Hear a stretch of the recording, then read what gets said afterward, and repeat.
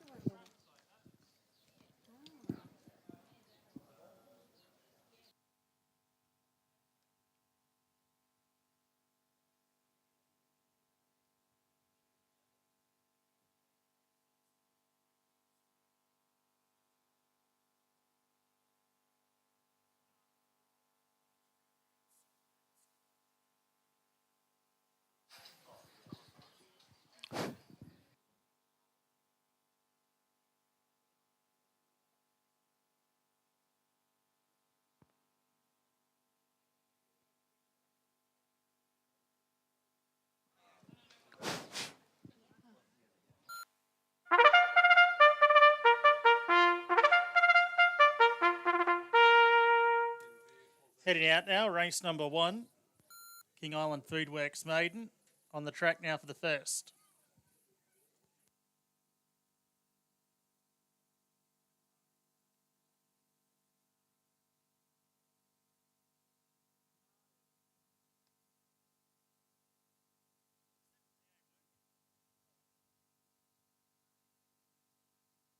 Testing, 5, 4, 3, 2, 1.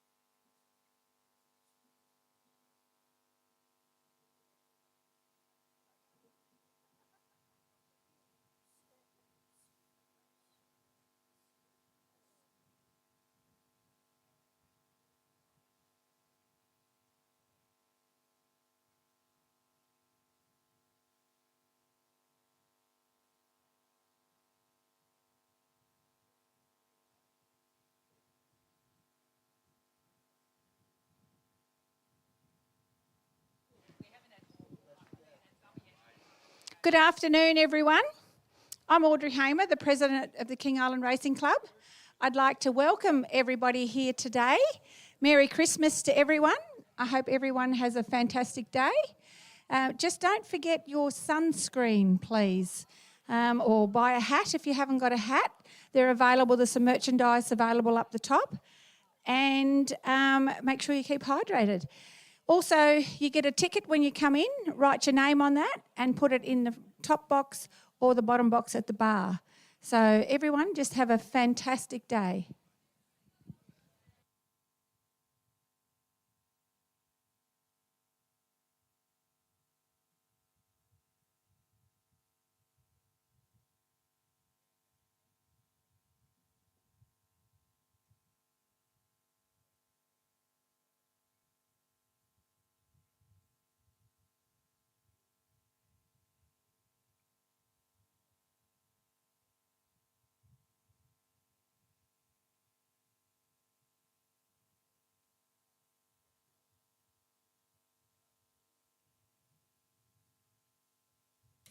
At the gates, race one at the gates.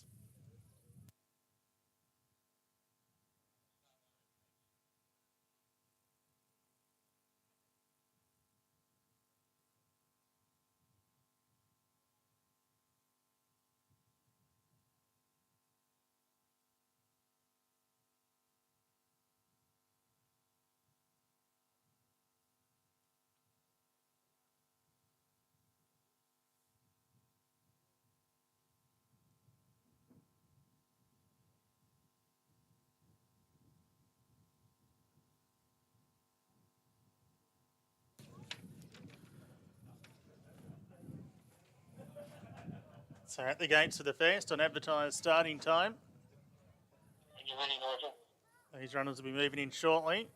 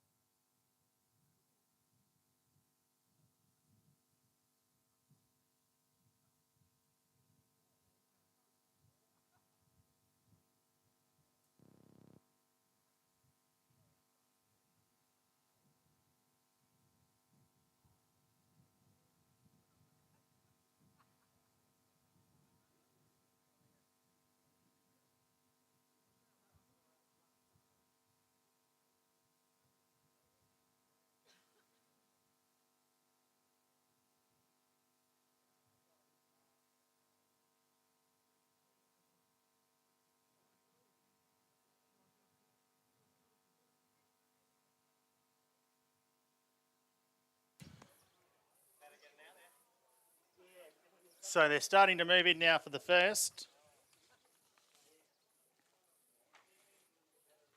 First of 8 races on this Boxing Day program. 6 thoroughbreds, 2 harness events make up today's action.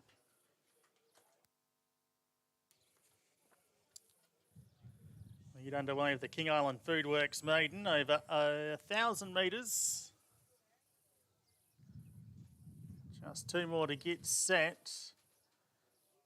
We've got Avita, who's riderless behind the line, and Make False Report.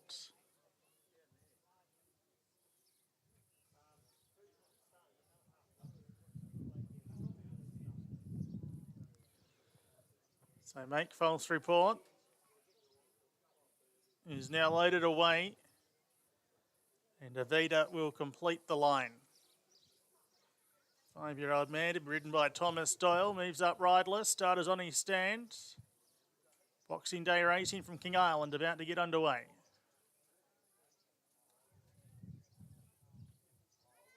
Thousand metres. Lights on now, stand by.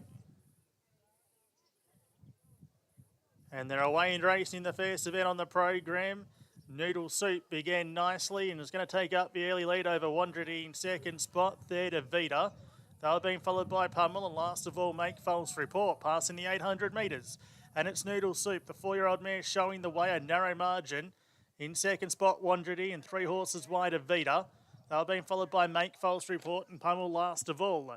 At the 600 metre mark, and Avita's raced up to grab the lead, drew a length clear. In second spot was Noodle Soup. Third, Wandrity, being followed by Make False Report. 2 away to Pummel at the tail end of the field at the 350 metre mark. And travelling strongly up to the home bend was Avita. Skipped away by 3 lengths at the top of the straight. Noodle Soup in second spot from Wandrity. Make False Report out wider on the track, but it's Avita in front halfway down the straight, nicely clear. In second spot, Wandrity trying hard with Make False Report, but Avita will be too good in the maiden. Avita scores by 5. Wandrity second, Photo Fed, maybe Noodle Soup just for Make False Report, and Pummel was the last one in.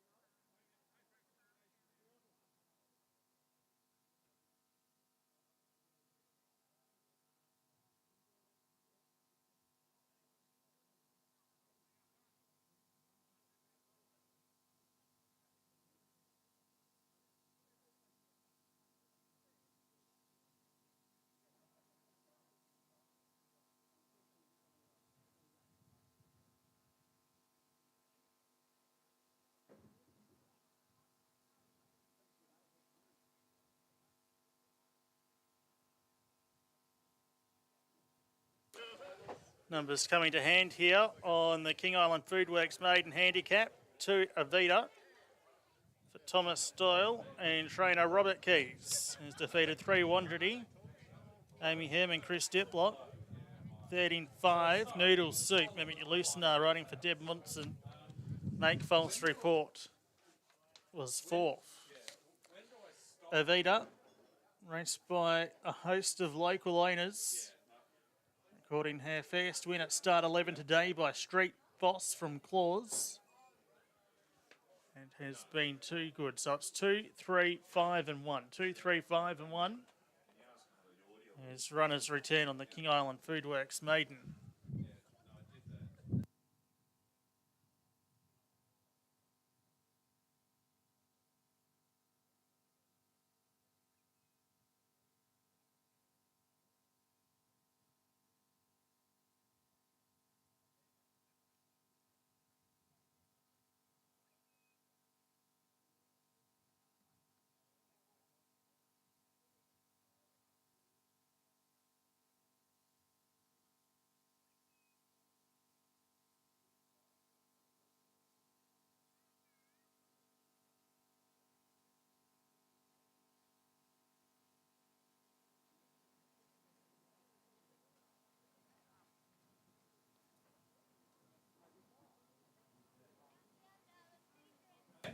Time on the first race was 59.42.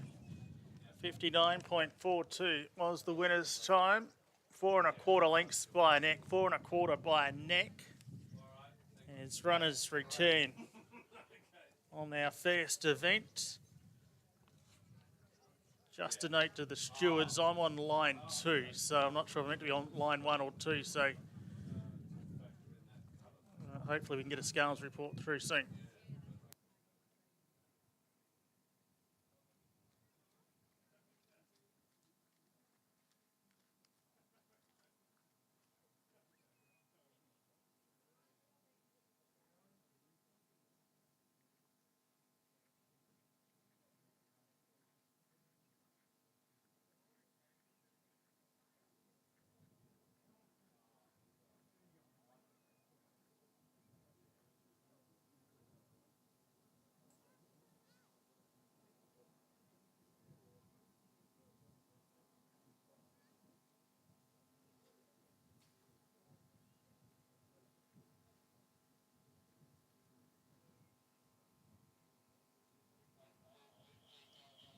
Correct weight, race 1. Correct weight, 2351. 2351, correct weight on the first event.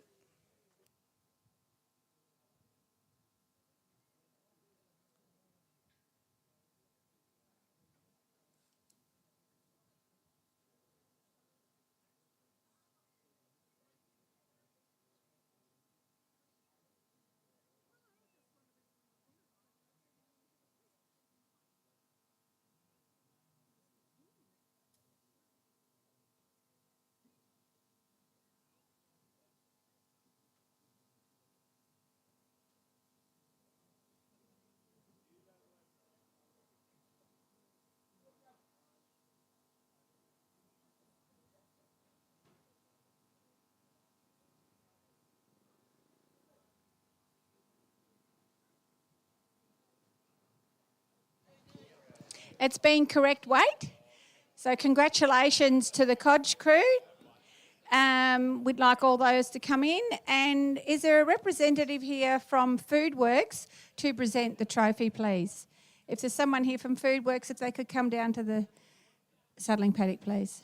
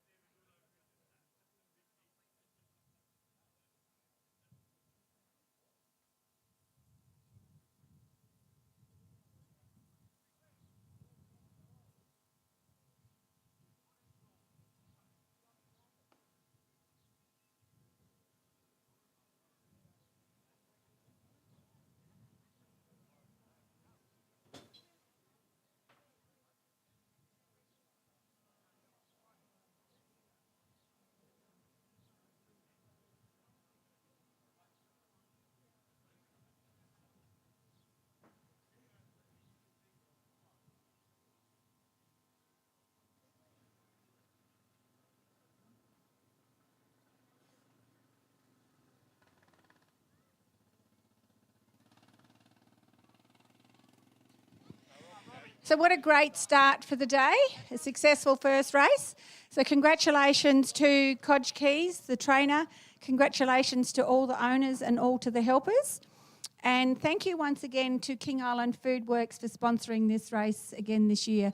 And I have Lisa Wood here as a representative from Foodworks. Lisa's been there for a very long time to present the cheque to the winning owners. I'll just hand you over to Lisa to say a few words.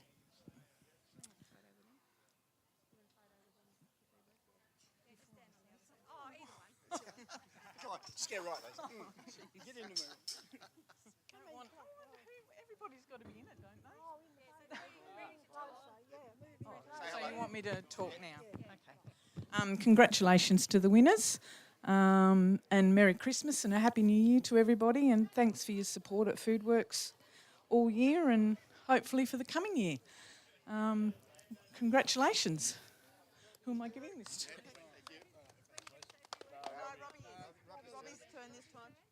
I'd just like to thank Lisa and Foodworks for their kind tribute to the King Island Race Club. It's quite appreciated that people will do this for us. I'd also like to thank the jockey. He's had a bit of a rough trot with this horse, but anyway, he's got there, I think. He might be right now. And I'd also like to thank Codge. He's had trouble with the horse, and now that might be sorted out. And also I'd like to thank Nigel and Sue for organising this horse for us. There was a fair bit of phone calls and everything to get this organised, but it might have been worthwhile now. All right, thank you very much. Thanks, Robbie. Thank you once again.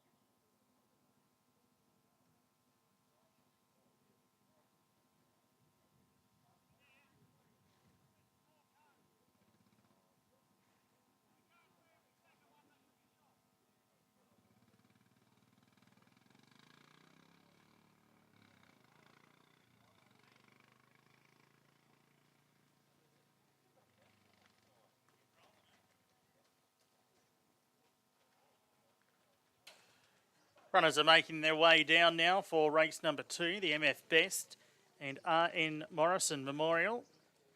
First of our harness events, a 2,079 metre standing start event. And a field of 5 to make their way at 1 o'clock. Tizu Sky is number 1 for Malcolm Jones and Paula Mallinson. 5-year-old daughter of Courage Under Fire. He's recorded 1 place in 18 tries. That placing was in one of 3 standing start efforts. She was the sole front row runner in a race here on December 17 where she wasn't the best away. And was always well back on that occasion, so they'll be hoping for a clean getaway with her today. Number 2 is Our Ideal Fella, James Shakawenko driving for Peter. 4-year-old godson of American Ideal, who finished 4th here last week behind Tizu Storm. Defeated 10 metres on that occasion. He's having his second look at the standing start here. 3 Pawnbrokers Lad for Adrian Collins and Peter Jakawenko. So Peter with 2 in this race. Pawnbrokers Lad first past the post before losing the race in the Stewards Room 2 starts ago at the club's first meeting. Then finished second behind Tizu Storm when finishing off strongly to be defeated 2 metres here last time out. 3, number 4, I should say, Who's Watching Now? Shane Keeler, the trainer driver. It's been placed in 2 runs this campaign. And we'll be hoping for a clean getaway from the tapes. His first look at the stand was here when finishing 3.5 metres behind Tizu Storm. So numbers 1, 2, 3, 4 all coming through that race. Alcatraz, number 5 for Caleb and Paul Williams, is coming through the race won by Rock and Roll Nitro here last week, where he was left leading up the 1 wide line from around the 1,300 metre point and stuck on well late. Just beaten for speed by the stablemate and should appreciate a drop back into this no more than 1 lifetime win event. So runners are in the yard and they're about to head out now for race 2.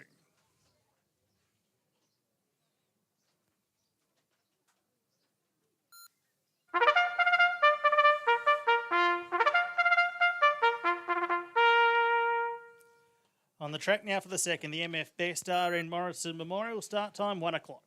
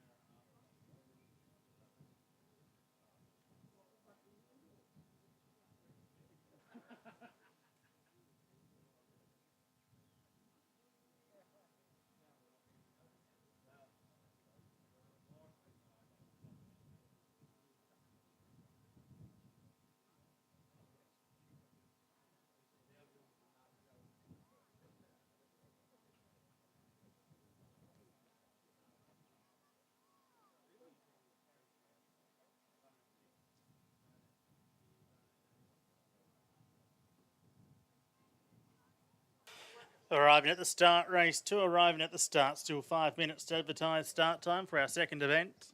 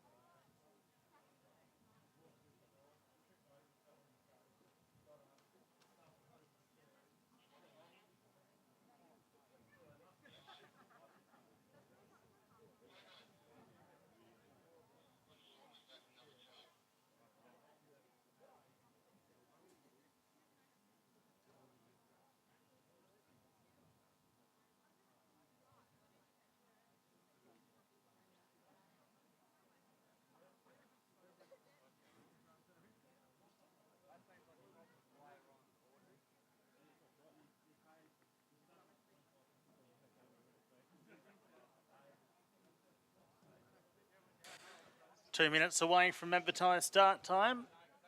Race number 2. MF Best, RN Morrison Memorial, 2,079 metres. Runners are at the start, just waiting for start time here before we get underway. Field of 5 to go around for our first harness event on the card.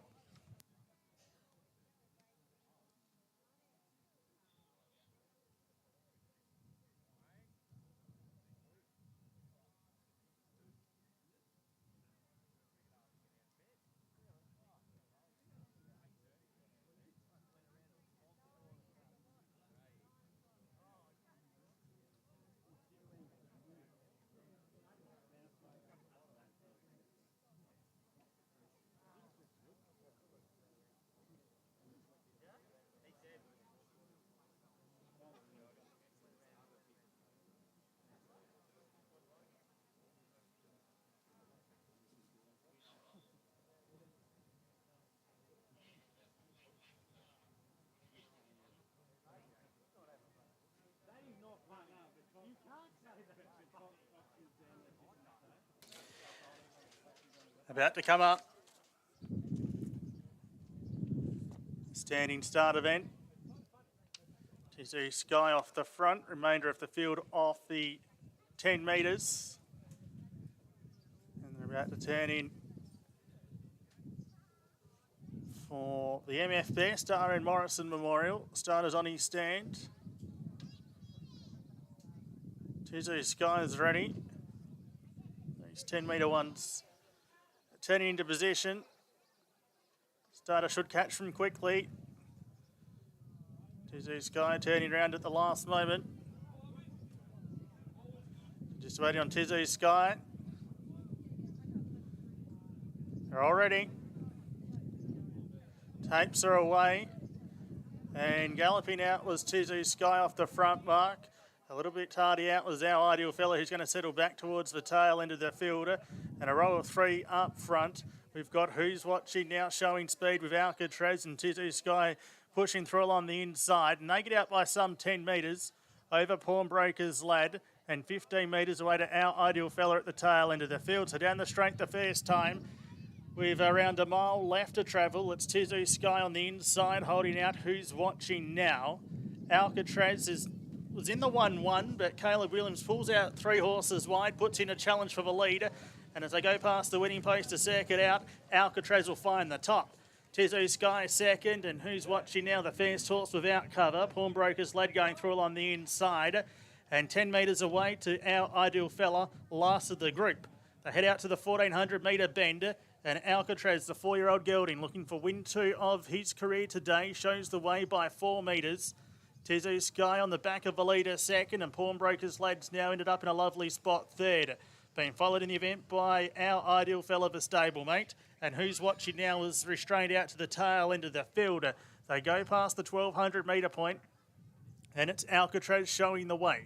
Still out by a 3.5 metre margin over Tizu Sky. Pawnbroker's Lad was next from Our Ideal Fella. And last of all was Who's Watching now. They go over the crossing towards the 1,000 metre point. And Alcatraz, the Williams family have won every harness race so far this season. Can they make it 5 straight wins? We'll find out in around 900 metres time. It's Alcatraz by 4 metres. Tizu Sky in a lovely spot in second. Third, Pawnbroker's Lad, being followed by Our Ideal Fella. And Who's Watching now, the 5-year-old gelding last of all. They put the half mile behind them. On Johnson's corner they go, and it's Alcatraz in front. Tizu Sky second. There's been no change to the order for almost half a lap. Pawnbroker's Lad was next, followed by Our Ideal Fella, and last of all, Who's Watching now. Down passing the 600 metre point, towards the pump shed they go, and it's Alcatraz in front. Tizu Sky in second spot. Pawnbroker's Lad, Adrian Collins the first to make a move, and Tizu Sky goes ahead of him. They were then being followed by Our Ideal Fella, and out wide on the track making ground from the tail was Who's Watching now, inside the 400 metre mark.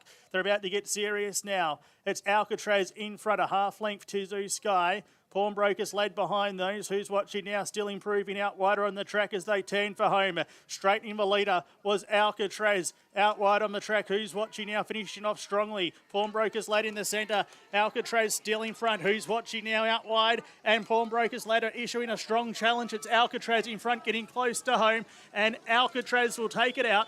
That's another winner for the Williams family. Alcatraz first, defeating Pawnbroker's Lad, and Who's Watching now. Tizu Sky and Our Ideal Fella was the last one to finish.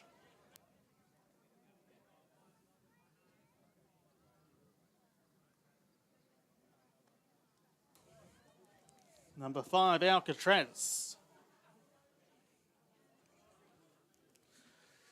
For Paul and Caleb Williams, 4-year-old gelded son of Mr. Feelgood. Has been a runner-up in 2 runs this season. Breaks through for win 2 at start 12 this afternoon. A 4-year-old gelded son of Mr. Feelgood from Goldleaf Art. Number 5, the winner. 3, Pawnbroker's Lad second. Adrian Collins and Peter Jakowenko. 4, third. Who's Watching now for trainer driver Shane Keeler in front of 1, Tizu Sky. Numbers on race 2 this afternoon are 5, 3, 4 and 1. 5, 3, 4, 1 the judges' numbers on race 2. Alcatraz is in the 1 out, 1 back position down the straight the first time before Caleb Williams made his move to the lead at around the 1600 metre point, and they've held their rivals over the concluding stages to score. Pawnbreakers led second. Who's watching now third? It's 5, 3, 4, 1. Past the post on race 2.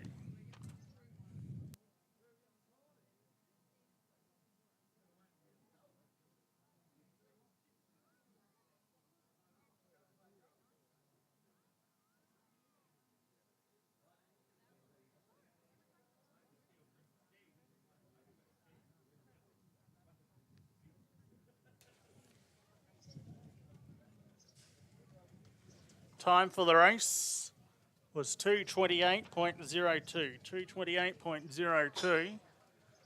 Winner scored by 1.5 metres. A half metre between second and third. 1.5 by a half on the running of race 2. It's all clear, right to pay. All clear race 2. 5, 3, 4, 1. 5, 3, 4, 1. All clear, right to pay race 2, King Island.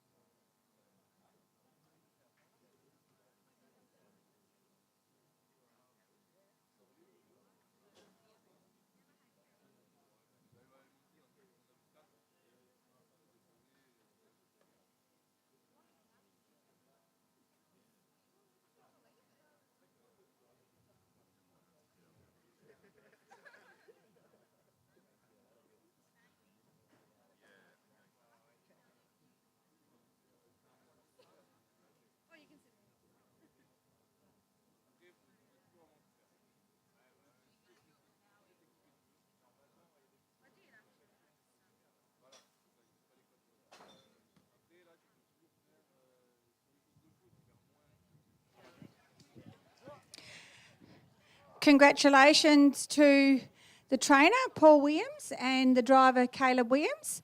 So can the Skid Road crew come in, please, to receive their trophy? The sponsor is MF Best and RN Memorial, Morrison Memorial. So once again, thank you for continuing to sponsor the harness.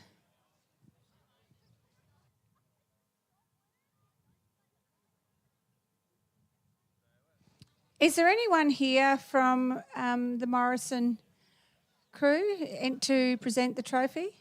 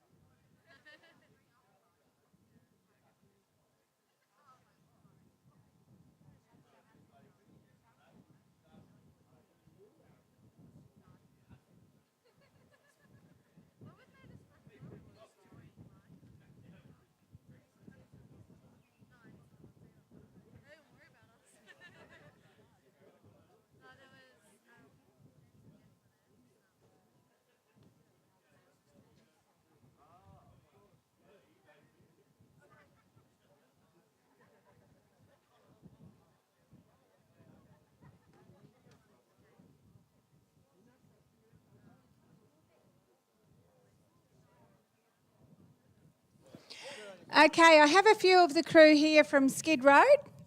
Congratulations, and we've got the driver, Caleb Williams. Caleb grew up here, and he's a grandson of Paul Williams, the trainer, so congratulations.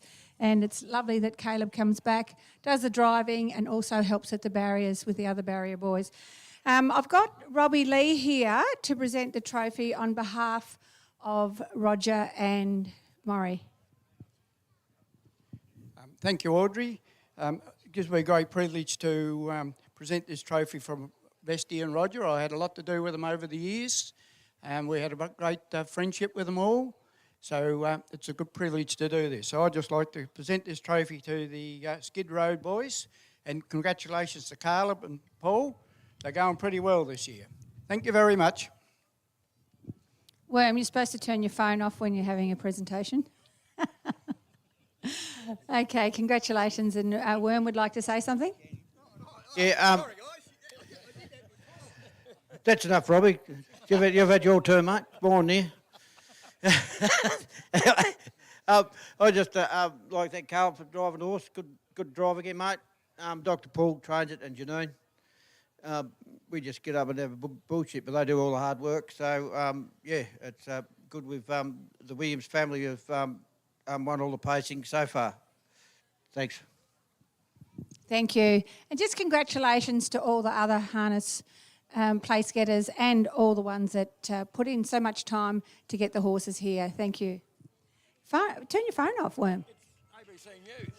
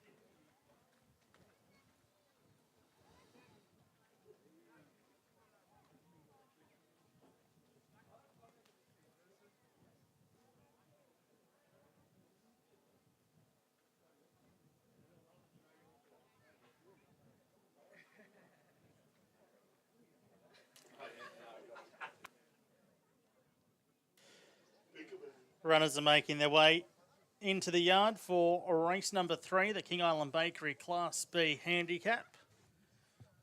Racing over 1,400 metres.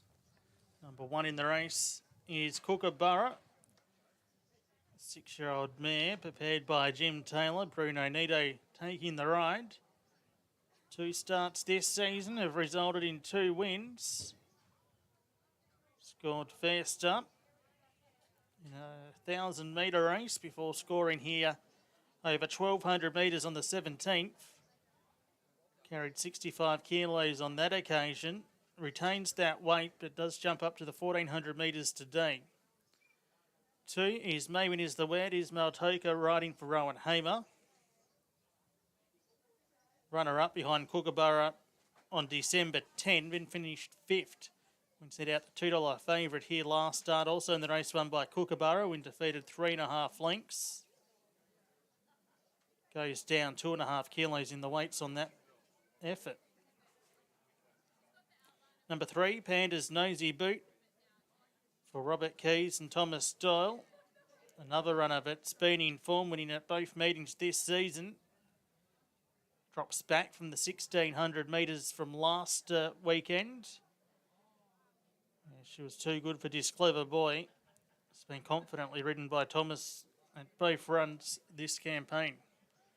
Congratulate his number 4, Jamie Gibbons, riding for Christopher Diplock. Placed behind Kookaburra here last start, defeated a length. 7-year-old mare.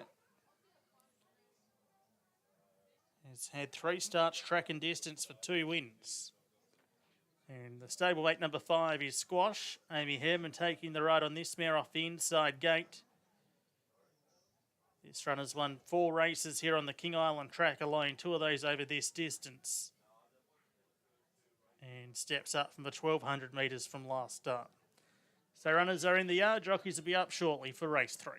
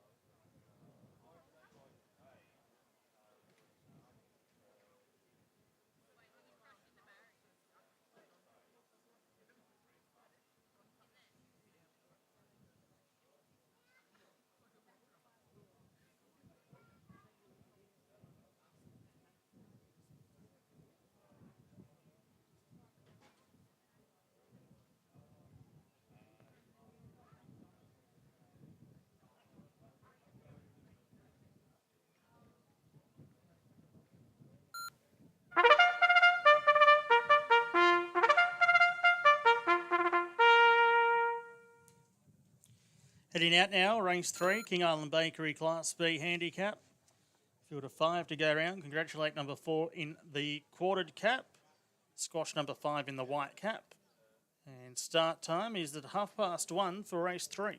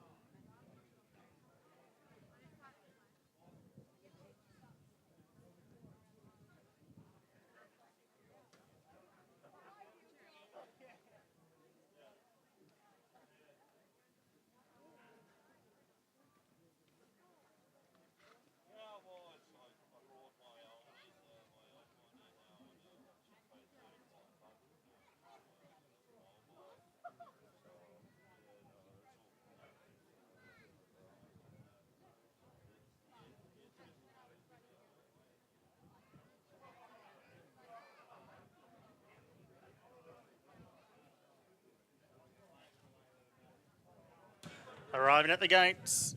3 minutes from start time, race 3 at the gates.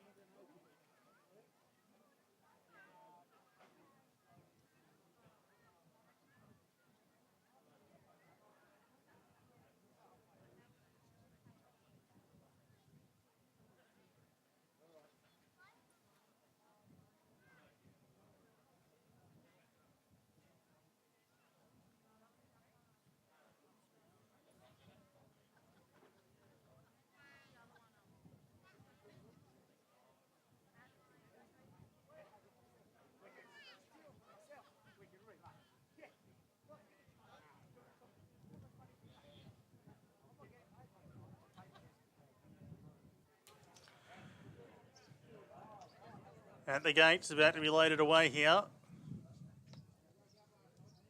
Blindfold attached to Squash. That runner about to move into the inside gate.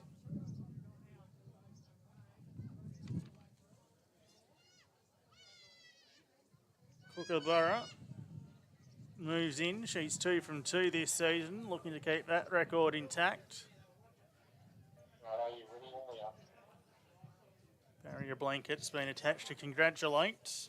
About to move up into barrier 3. One of 2 runners prepared by Chris Diplock. Jamie Gibbons rode at Moonee Valley on Saturday. Here at King Island today. Maiden is the word, about to go into barrier 4. And that'll leave Panda's Nosy Boot.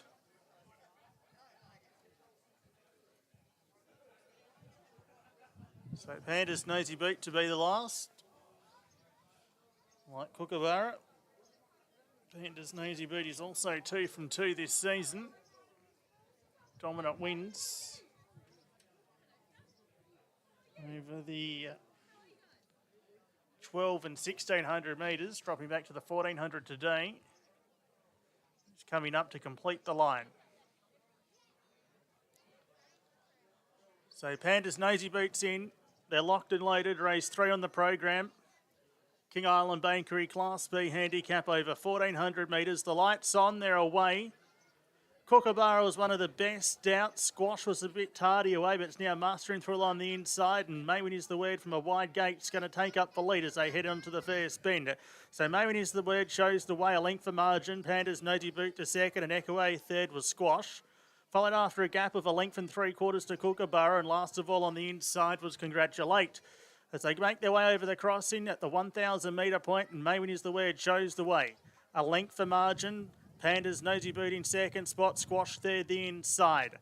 That was then being followed by Kookaburra, who's just over a length away, and a half length back in the field to Congratulate as they head out onto Johnson's Corner with around 700 metres left to travel. And it's a 6-year-old gelding. Maiden is the word, showing the way for Ismail Toka, 3 parts of a length. In second spot, Panda's Nosy Boot, undefeated in 2 starts here this season. Third was Squash from Kookaburra, who's also undefeated.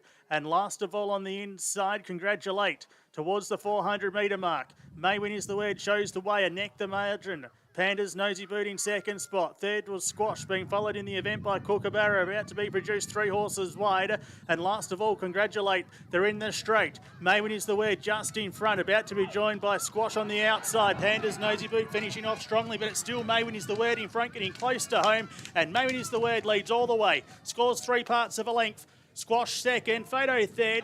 Maybe congratulate the inside from Pandas, Nosy Boot, and Kookaburra was one of the last in.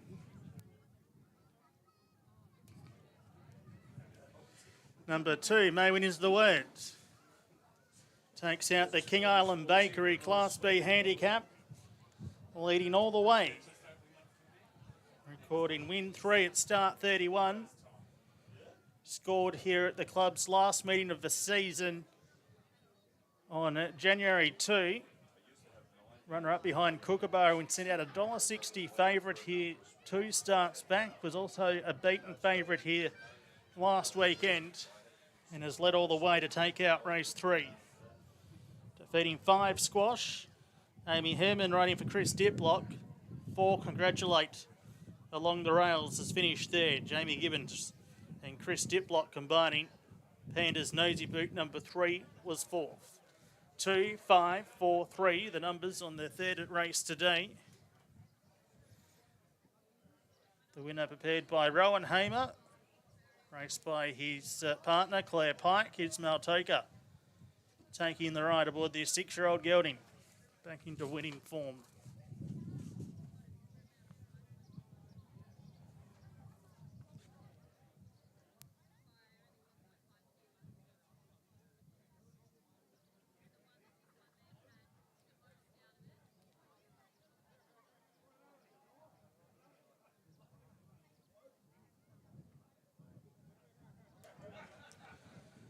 So runners returning. After race 3, Maven is the winner. 6-year-old gelding for Rowan Hamer and Ismail Taker, recording win 3. Confidently ridden, leading all the way. As runners return. Time for the 1400 metres was 1:26.03. 1:26.03. 1 length for winning margin, 3/4 separated second and third. 1 length by 3/4 on race 3.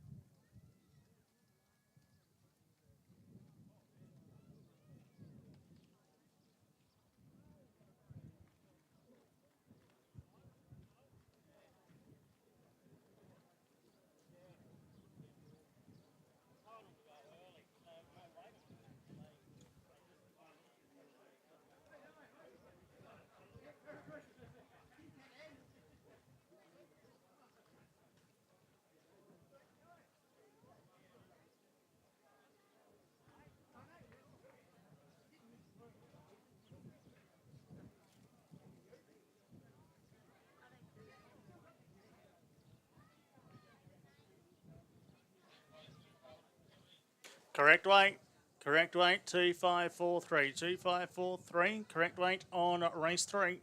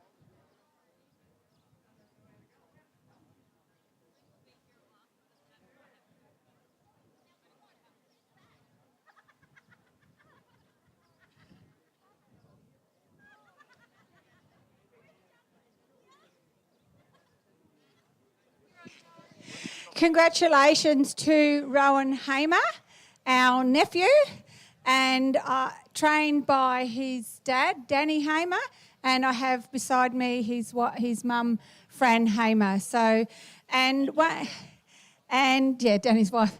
Wayne and I are very proud to continue to sponsor King Island Racing Club because it just means a lot to the island, and we have a lot of support from everybody. And when all the jockeys and officials arrive, they all pop into the bakery and get their bit of food before they come here for the day. So thank you to everyone. Wayne, do you want to say a few words? No. No, I'd just like to congratulate Danny on training that, and he stuck the work into the horse this week because it run like shit last week. So he stuck it into it and actually proved dividends this week. So I'd just like to congratulate them on their win, and Rowan for being prepared to send horses over here every year and look after King Island Racing. Right, congratulations, friend. On behalf of Rowan and Claire and Dennis, I'd just like to thank Audrey and Wayne for this lovely trophy. Maybe it'll keep us on time for things, but you never know. But maybe I should give it to Claire, it's her trophy, keep Claire on. And well done to Ismail. Yeah. And thanks to Ishmael for riding the winner this week. Thanks very much. Congratulations once again, Fran. And congratulations to Chris Diplock. Wayne and our two horses, Squash and Congratulate, came second and third. So it was a Hamer race, that one. So sponsored by the bakery, first, second and third. So we're very happy people here. Thank you, everyone.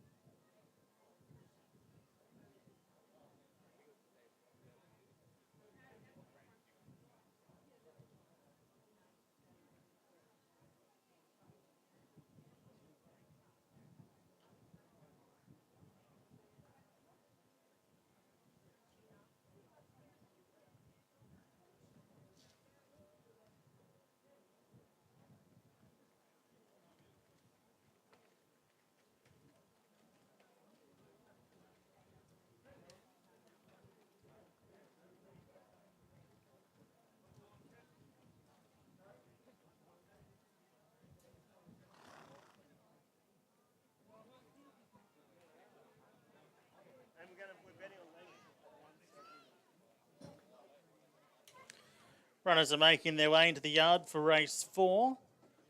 The Tile Importer Maiden handicap over 1,600 metres. Tile Importer, new sponsors to the King Island Racing Club, so we certainly welcome them on board.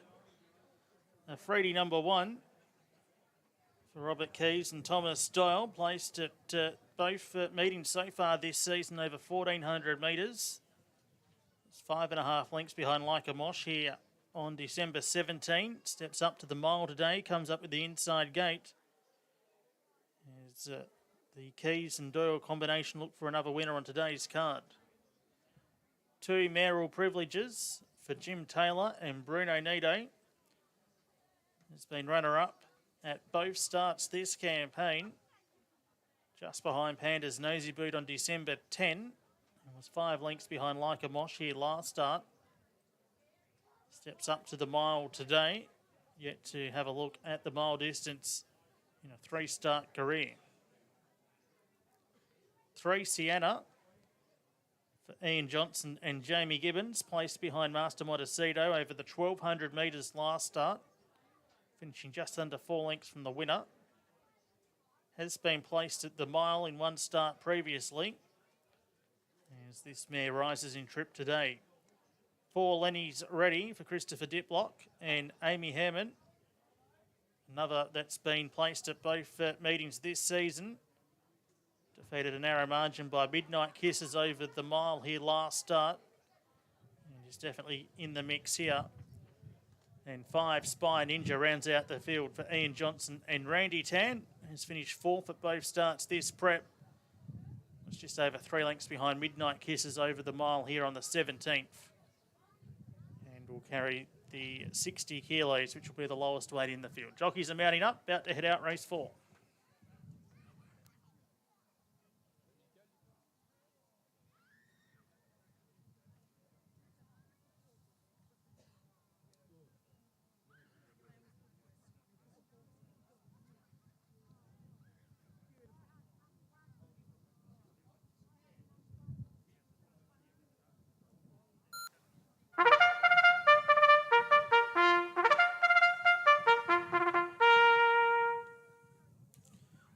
On the track, race 4, Tile Importer Maiden, over 1,600 metres. It's clear of changes. Start time 2 o'clock.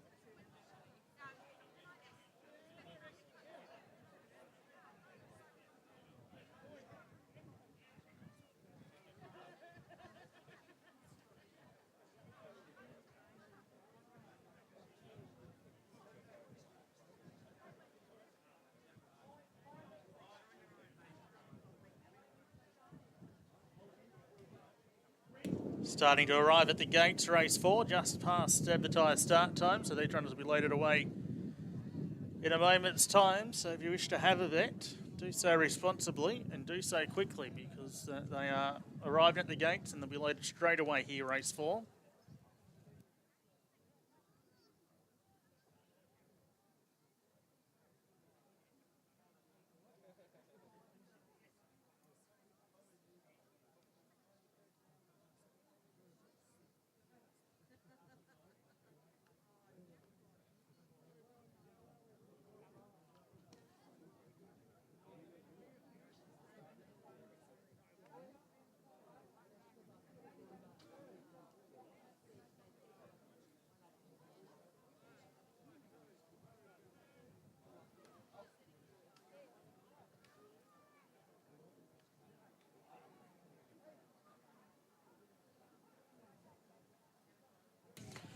Moving in now. Freddie the first runner locked away. He's by an injure. Who would have thought we've seen some of these colours go around at King Island? Mayoral Privilege is about to move up.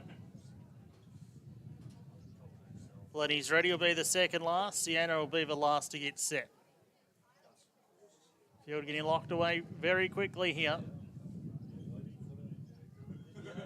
Here is Sienna completing the line. All set. Tiling Porter Maiden, race 4 of the afternoon, over 1,600 metres. Lights on. They're away and racing. Spine Ninja away well from a wide draw. Sienna showing speed, and a Freddie mustering through along the inside. Mayoral Privileges and Lenny's Ready were both kept out of the early speed battle. They're second last and last. At the 1,400 metre bend, and Sienna shows the way and shot clear by a length and 3/4.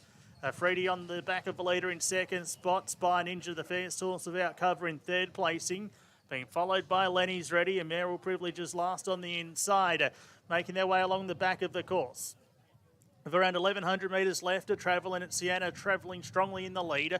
Out by, we'll make it 2 lengths. In second spot, Spine Ninja covering up a Freddie, third the rails. Mayoral Privileges second last on the inside of Lenny's Ready last of all. They head out onto Johnson's Corner, 800 metres left to travel. And after a brilliant beginning, Sienna shows the way. A length and a half the margin over Spine Ninja and a Freddie. They're in second and third positions. Being followed after a gap of a length and 3/4 by Mayoral Privileges, with Lenny's Ready on the outside. With around 550 metres to travel as they go past the pump shed. Sienna shows the way. A length and a half the margin. In second spot of Freddie. Mayoral Privileges third the inside. Starting to feel the pinch with Spine Ninja, being passed on the inside by Lenny's Ready around the home bend. Sienna's been in front most of the way, and it's going to straighten a clear leader at the top of the straight. Mayoral Privileges gets up in a second spot. The main danger from Freddie. Still in front though, Sienna at the 100 metre mark. Mayoral Privileges is finishing off strongly the outside, but Sienna in front of Mayoral Privileges, getting close to home, and Sienna leads all the way. Scores by a length. Mayoral Privileges second, Freddie third, and they were well clear over Lenny's Ready and Spine Ninja.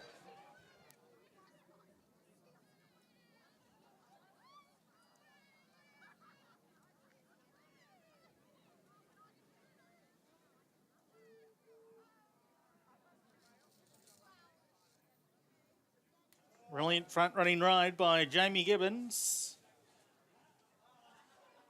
on the Ian Johnson prepared mare Sienna. From the outside gate, speared straight to the lead. Continued to bowl along. And after 2 runs over the 1,200 metres, this prep has appreciated the jump up to 1,600 metres today to record a dominant win. Raced by C and A Hyde. 6-year-old mare by Reset from Sienna Sunrise. Breaks the maiden status at start 17. They'd registered 5 minor placings prior to today's victory. 2 Mayoral Privileges has finished second. Bruno Nito riding for Jim Taylor. Freddie third, number 1. Thomas Doyle and Robert Keys. Fourth in 4, Lenny's Ready. Numbers race 4, King Island, 3, 2, 1, 4. 3, 2, 1, 4, the judges' placings. On the Tile Importer Maiden handicap.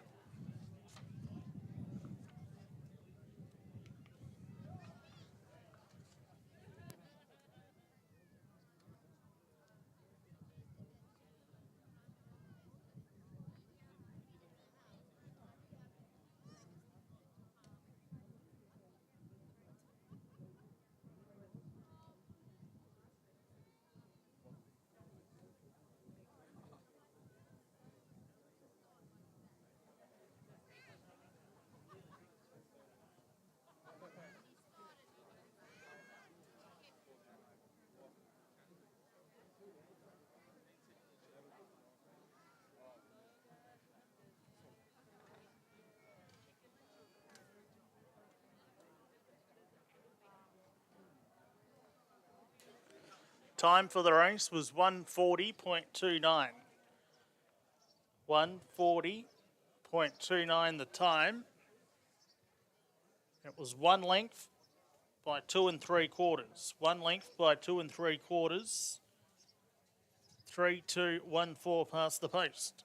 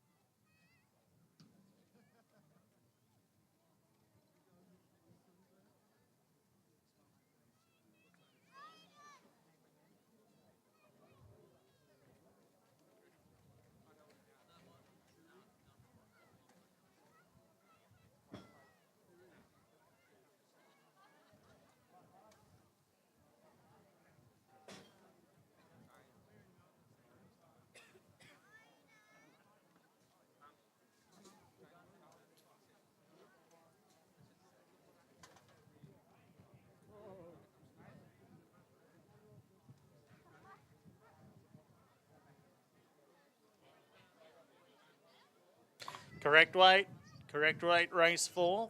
3, 2, 1, 4. 3, 2, 1, 4. Correct weight, right to pay, race 4.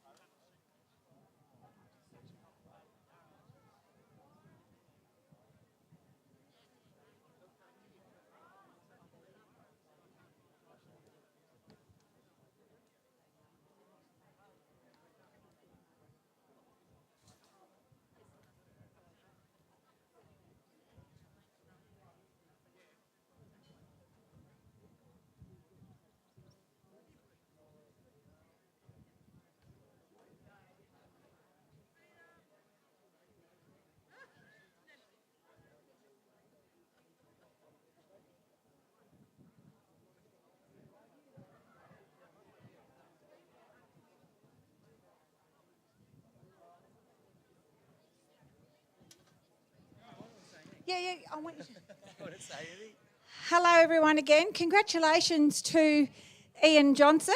He has come back to racing after a 3-year break, not only with the gallops, but with the harness as well. So, and Ian is a very, very busy man. He's the owner and chef at Wild Harvest.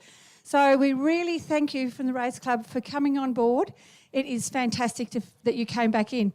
Now, this race is proudly sponsored by the Tile Importer, and I have my son Justin here, who's going to present it on behalf of the Tile Importer, because he's one of the people that buy off them very regularly. I'd like to give this trophy on behalf of Tile Importer. They've been supplying the builders on the island for a few years now, and they're getting around the race club this year and sponsoring a lot of money. I think they'll be sponsoring nearly 15,000 this season. So, yeah, well done, Ian. Well, thank you very much. Thank you to King Island Racing, Audrey and Tile supporters. You know what they say about tiling. It never stops, so it's a great thing that they're here sponsoring it. So we thank the sponsors for their kind donation. But most of all, I'd like to say thanks very much to the girl team, Nana, Casey. Really, I've just been along for the ride. Casey's very capable of doing what she always does best, and that's looking after horses. And Nana's good at cleaning up the poo. So it's a great team. Someone's got to do that, don't they? So there you go, and thanks very much. Thanks very much, Ian.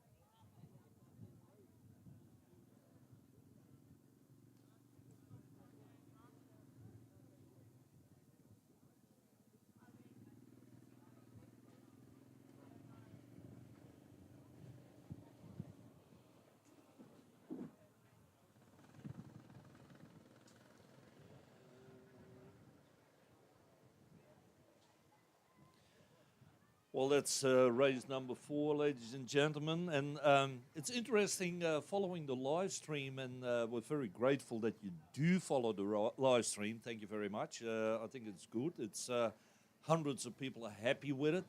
And you keep hearing that voice of Duncan Dornoff, our race caller, every time. And I thought we might as well introduce Duncan. Duncan, you've been here for a while now doing the races at King Island. It is. It's my 3rd season. There's 3 meetings in this season. Every time I turn up, you seem to have some new equipment you want to try out. So, beautiful day. We've been spoilt with the weather so far this season, so hopefully that continues with the Cup just round the corner, the King Island Cup, and the Minus Rest Cup, which is attracting a lot of interstate attention. Yeah, how's the races going so far today? We had 4 races.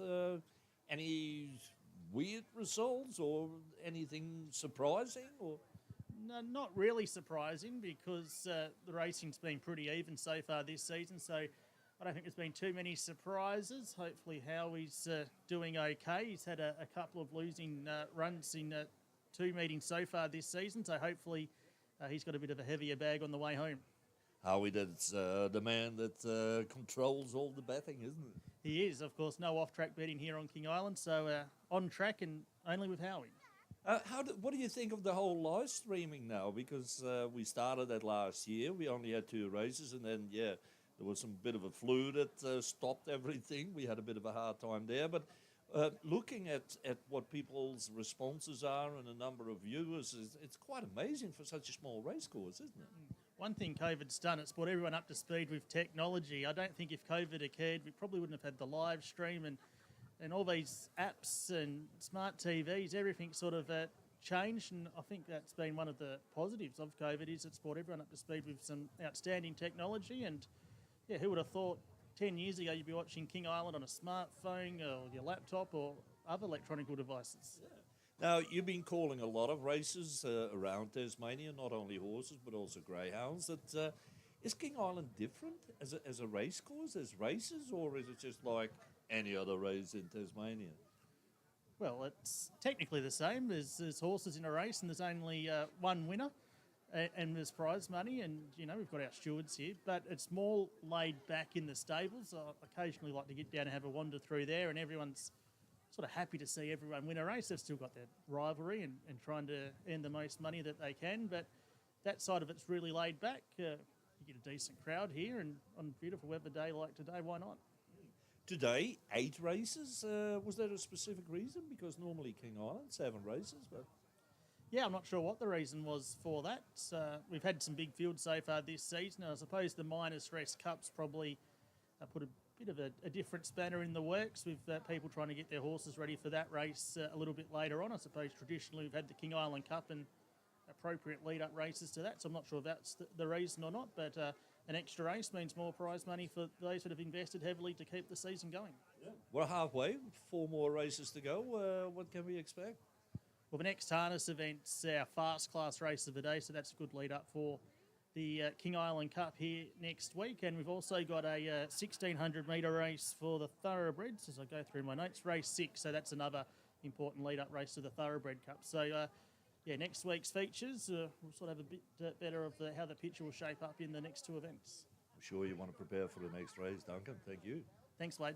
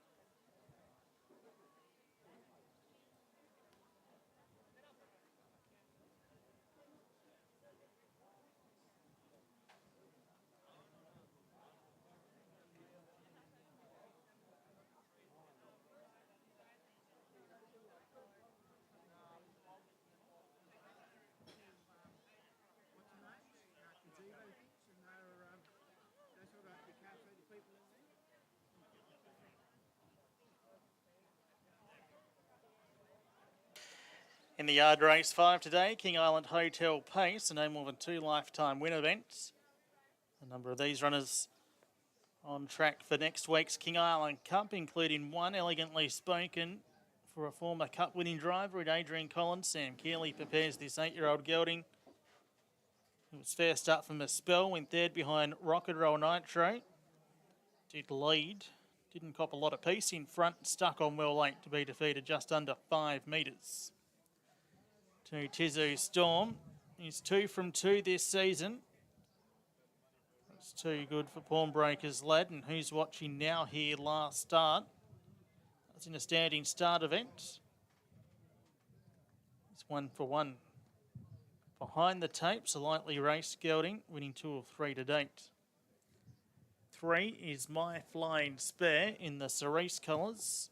Peter Jacowenko, the trainer-driver of his 6-year-old gelding. He's won 3 of 38. Placed 1 of 4 here on the track. That was back on December 10 when third behind Rock and Roll Nitro. Was inclined over race on that occasion. Did swing sideways at the start here in the standing start event last week, so no doubt Connection's hoping for a better getaway today. 4 is Fighting Fire for James Jacowenko. Peter prepares, I should say. James driving. Has a 20-metre handicap to contend with. Runner up behind Rock and Roll Nitro 2 starts ago. Didn't handle the run down the hill on that occasion, broke stride. Don't know if it cost him the race, but definitely cost him finishing closer and was down the track last start. And 5 Rock and Roll Nitro for Caleb and Paul Williams. We'll start off 30 metres. He's 2 from 2 this season. He's been impressive on both occasions. It'll be interesting to see if a handicapper may have caught up with him or not ahead of next week's King Island Pacing Cup.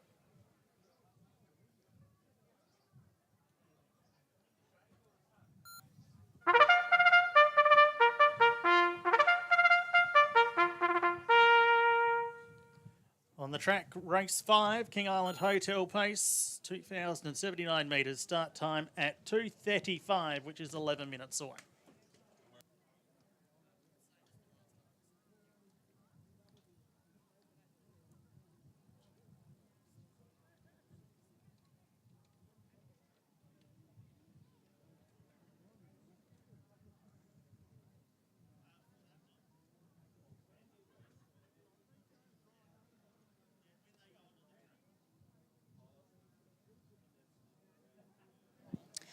While the paces are getting ready, I just want to present Chris Diplock, who had his first win on the first race day, but unfortunately the rugs weren't here. So it was sponsored by Katariki Angus, and Master Moncito had the win. So congratulations to Chris. Here's your trophy and the rug for your horse. Thank you. Yeah, so Katariki Angus have been sponsoring quite some time, and the more people sponsor, the more money we have for a rug. So you have to sponsor a certain amount before the race club can purchase the rug because they're so expensive. So I'll just hand you over to Chris to say a few words. Thank you. Just want to say thank you to all the sponsors. Katariki Angus especially for winning this prize.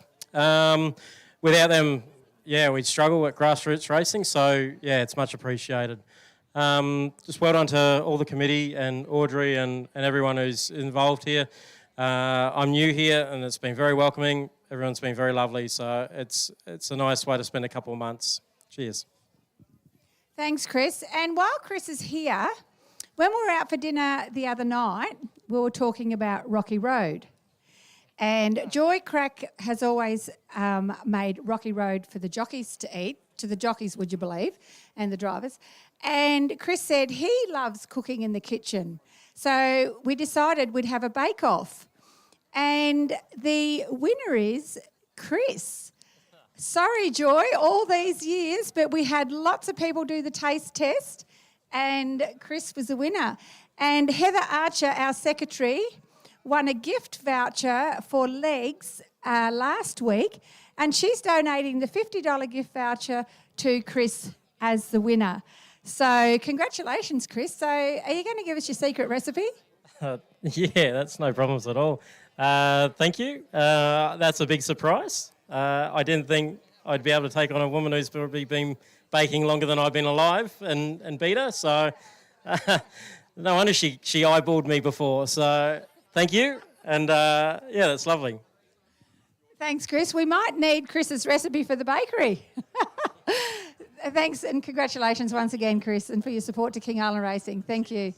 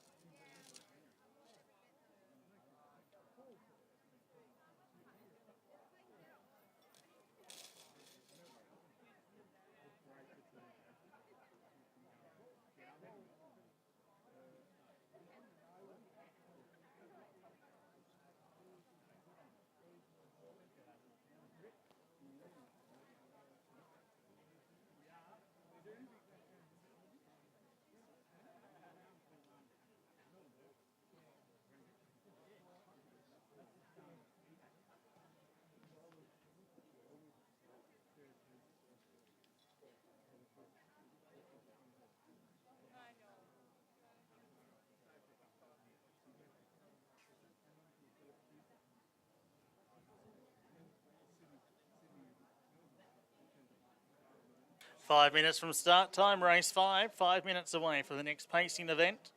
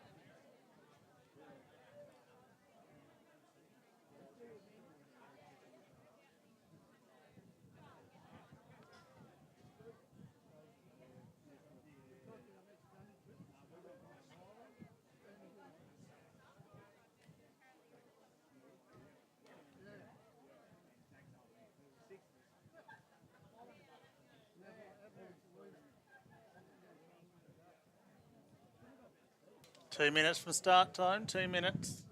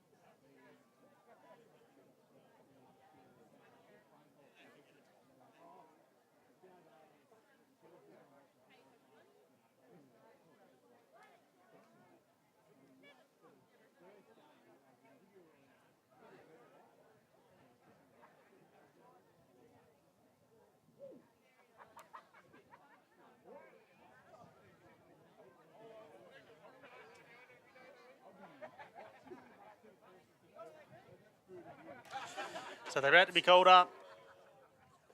Race 5 this afternoon, the King Island Hotel Handicap. A standing start over 2,079 metres. Tapes have been drawn. Starter about to climb his stand. Many of these horses getting ready for next week's King Island Pacing Cup. As they turn into position. Tapes fly back. They're away and racing. Fighting Fire was a bit slowly out off his handicap and beginning nicely, was elegantly spoken to take up the leader.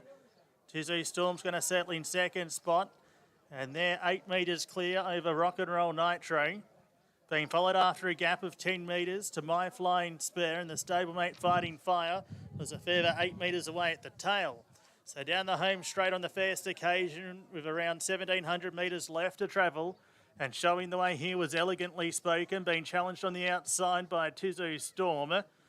With the cold sit on those was Rock and Roll Nitro. The back marker has lobbed in a lovely spot as they go past the post with a circuit to travel. And a big gap out the back to My Flying Spare and Fighting Fire. The best part of 100 metres off the leader. Who is Elegantly Spoken? The 8-year-old gelding for Adrian Collins heads out onto the 1,400 metre bend. In front from Tizu Storm. He's up eyeballing this leader in second spot. Rock and Roll Nitro. Everything's panning out well for one of the popular picks in third placing. And you can forget the other two. My Flying Spare and Fighting Fire are both tailed right off. They head out up to the 1,200 metre mark. And showing the way now is Tizu Storm. The 4-year-old gelding took over and shot clear by 5 metres. Elegantly Spoken holding down second spot. Rock and Roll Nitro third. And then that long gap out the back to Fighting Fire, who's just gone around the stablemate My Flying Spare. Over the 1,000 metres crossing they go. And Tizu Storm shows the way. Out by 4 metres, looking to remain undefeated at the third start this season. Elegantly Spoken second. Rock and Roll Nitro also undefeated at the 2 meetings so far this season in third spot. And the other two are about 20 metres away from tacking on to the group, being Fighting Fire and My Flying Spare. So on Johnson's Corner they go. They've almost completed the first circuit. It's Tizu Storm showing the way by a clear sulky's length over Elegantly Spoken. Third was Rock and Roll Nitro. He's had a lovely run and he's poised to pounce as Caleb Williams makes his move. They're being followed by Fighting Fire and My Flying Spare. The speed goes on down the side and out wide. Rock and Roll Nitro dash to the lead at the 400 metre mark. Draw a length clear. Over Tizu Storm and Elegantly Spoken as they make their way around the final bend. 250 metres left to travel. It's Rock and Roll Nitro in front from the stablemate Tizu Storm. Elegantly Spoken racking away in third spot. Tizu Storm didn't handle the corner too well, but it's Rock and Roll Nitro nicely clear at the 100 metre mark. 15, make it 20 metres clear. And here's your favourite for next week's Pacing Cup. Rock and Roll Nitro, an easy winner of the King Island Hotel Handicap. Rock and Roll Nitro first. Tizu Storm made up good ground late for second. Elegantly Spoken third. Fighting Fire and My Flying Spare are both not the best away from the tapes. They're finished second last and last.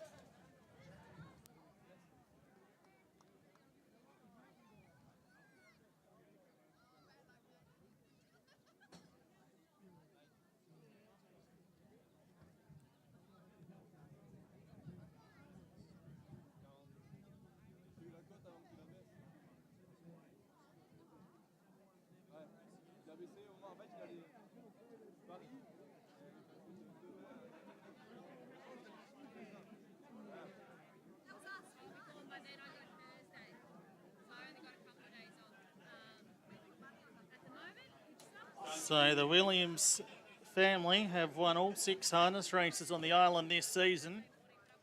And that has continued with 5 Rock and Roll Nitro for Caleb and Paul Williams. Raced by J. Jones, G. Lee, K. Lewis, A. Lewis and B. Finn. A 4-year-old got a son of Rock and Roll Heaven, recording win 6 at start 26. And this gelding's won at all 3 meetings this season. 2 Tizu Storm second, giving Paul the training Quinella. Paul also taking the drive. 1 Elegantly Spoken third. Adrian Collins driving for Sam Keeley. 4th in 4, Fighting Fire. Numbers race 5, King Island are 5, 2, 1 and 4.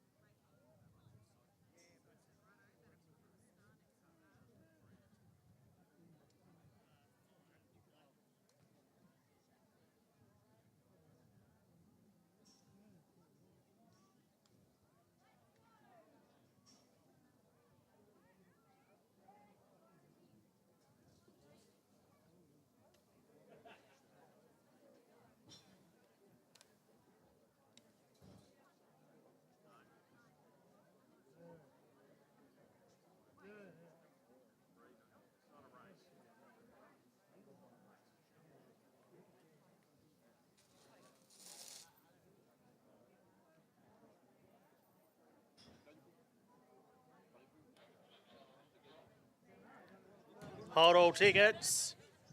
Hold all tickets on race 5. Hold all tickets.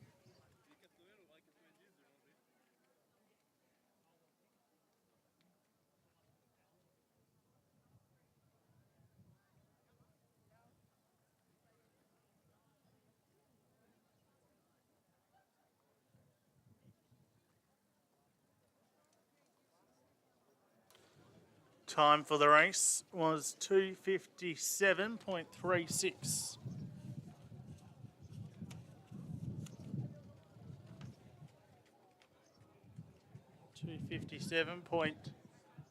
.36, 4.5 metres by 5.5 the margins. 4.5 metres by 5.5 metres. A delay to all clear. Holding all tickets here.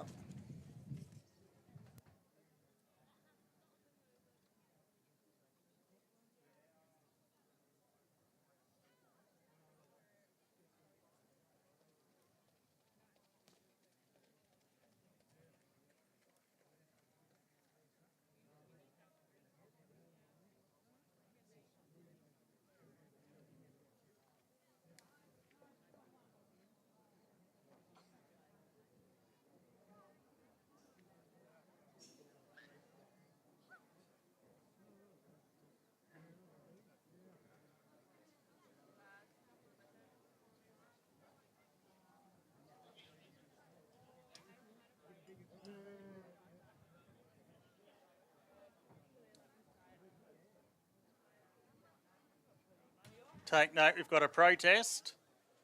A protest has been notified after the running of race 5. We've got a protest. Paul Williams required to the steward's room immediately. Paul Williams to the steward's room. We've got a protest, race 5.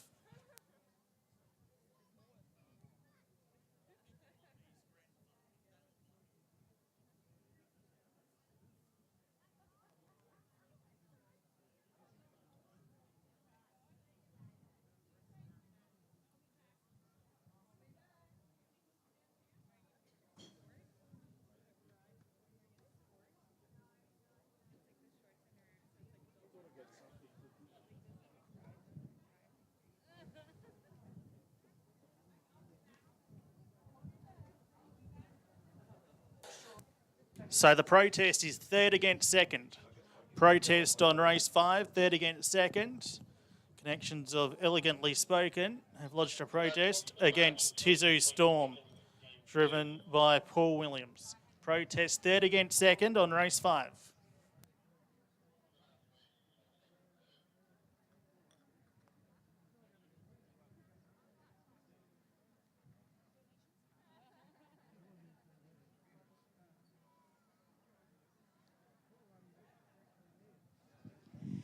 Congratulations to Paul Williams, the trainer, and Caleb, the driver. This is sort of starting to sound like I'm on repeat, but they make a great team together. So thank you to John Smith from King Island Hotel for sponsoring this race. John's a great supporter of the King Island races. He actually closes his pub on a day of the races, so everyone attends the races. So King Island Racing Club are very thankful for you for that, John, and John's also on our committee. So I'll hand you over to John to say a few words. Thank you, Audrey. Merry Christmas, everyone. Congratulations to all the connections of the horse there, Nitro. Well done. Congratulations. And who's going to... Yeah. Thanks, John, for your sponsorship for the race. Big thanks to Gran and Paul for training him. Caleb, another good drive. And it's also really good to have Baz back today too. Yeah, Abby means Barry Flynn, who's working up at with the bookie. So once again, congratulations to everyone and thank you for the sponsorship. Thank you very much. Thank you.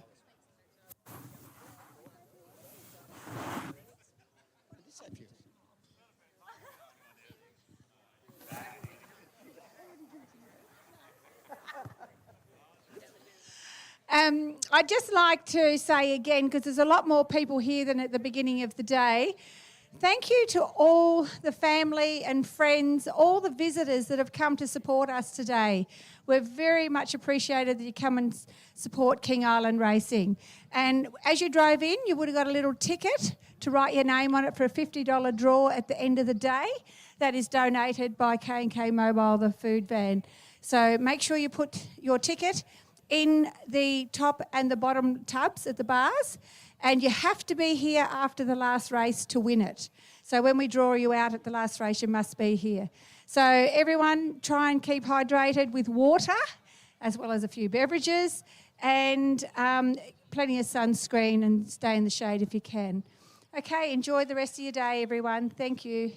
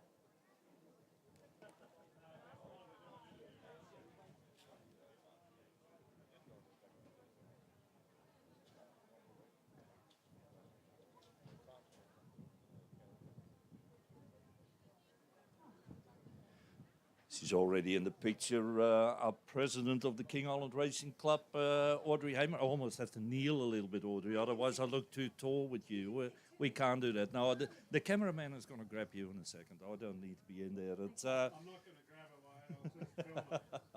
We're just filming, I believe. There's terminology in filming, but anyway, that's besides the point. It's Boxing Day races, 8 races today, Audrey. What happened instead of 7? Hello, Wade. Welcome to everybody. We had too many for one race, and also we can't get enough jockeys. It's very hard. We can have 8, but there's only 7 here today. So yeah, Jim Taylor contacted Tas Racing and asked if we could have an extra race. And there was some also other, I think there was too many maidens, so we had to, make an extra race. So Tas Racing have sponsored that one. So makes it a great day for everyone because some people were a bit late getting here. Some people might like to leave early. At least they still get to see a lot of races. 81 day is a good day. Go back to the beginning of the season or even just before that. It didn't look too good at all. And now today you look at it, what a difference. Oh, absolutely. Yes, it was very slow starting, which I'm actually quite surprised because everyone was so excited about, that we actually got the races off the ground, that we're racing again. And, so it was very quiet for Ladies' Day and also Beef Day. Apart from the 100 or so that were down at the Beef Day function, when you looked on the hill, it was quite empty, the seats. But look, everyone had a lovely day, and I do think, thanks to you guys, we've got Facebook Live now. Everybody can still watch our King on Racing, which is so famous. As long as you don't have to worry about it, people think when it's a bit of a rainy day that they think, you know what, I'll stay at home, I'll watch it on YouTube. Yes, I think that's what's happening. And there's also people like Sue Lee who I think this is the first time ever that she has missed out on coming to the races because she's had back surgery. So hello to Sue at home. We are missing you, seeing your smiley face here at the races, and hope you're recovering well. How's it about, that's your problem, I think, a little bit, and with a lot of organisations on the island, that people are getting older, volunteers are getting older. How to attract the young ones? I'm not sure how to attract the young ones, but there's a lot here today. But I don't know, that when our boys were growing up, because Wayne and I were involved in the racing, we got the kids to ride. Even Jessica used to ride before school and after school, and we just, because it was tradition that we never got paid for it. But their treat was when they were training for Jim and Sue Taylor, that we got in to go to have breakfast with Jim and Sue before school. So, and then when they were doing it for Pete and Val, they got an icy pole after they rode the horses along the stock route. But, we need, and also they could start at a much younger age. So they hadn't gone on to other things. Like now, they can't start until they're 14, legally. But on their own property for their family, they're allowed to. But there's just no one here constantly, and children go away to school and their parents aren't horsey enough. We don't seem to have horsey parents that come here, but hopefully it will start again, because without King Island Racing on King Island, what's going to happen? We're doing our best to keep it going, and thanks to Chris Diplock and Shane Bottomley for bringing horses here, and Chris living here for the season, and I think he's fairly keen to come back. And last week we had Bill Hayes here from New South Wales. When I put that post out on Facebook, all those back in August after the AGM, Bill contacted me. He saw my post on Facebook, and he travels around well over 30 tracks around the country, mostly above New South Wales. He's been to Birdsville. He said this is the second best setting and atmosphere and people being hospitable that he's ever come across. So how do we make it the best?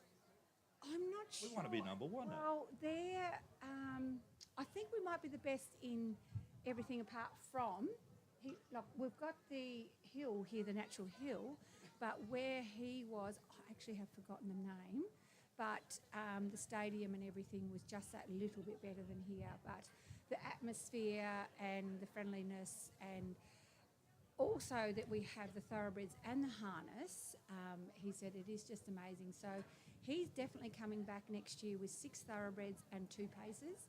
And Chris is sitting on the fence, I think, about maybe coming back again next year. So we need to be able to house these horses for them, and they're happy just to have them in paddocks. You don't need a stable to race horses. So I know that every race day is a big day for your organisation, but I believe next year in January we have a massive big day coming up. Tell us a bit about it.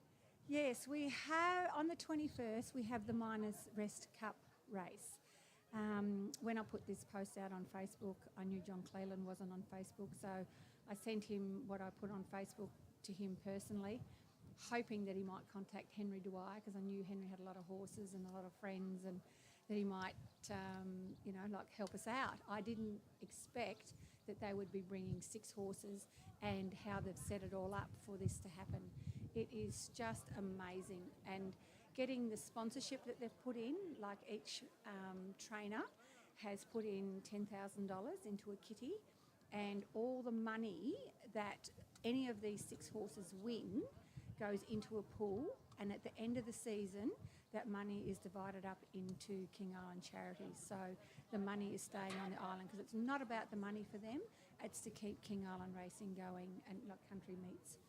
So, yeah, so it's fantastic. Sounds all very good. You got a few more races to come, Audrey, so better run because there's a lot happening down on the ground there. Thank you.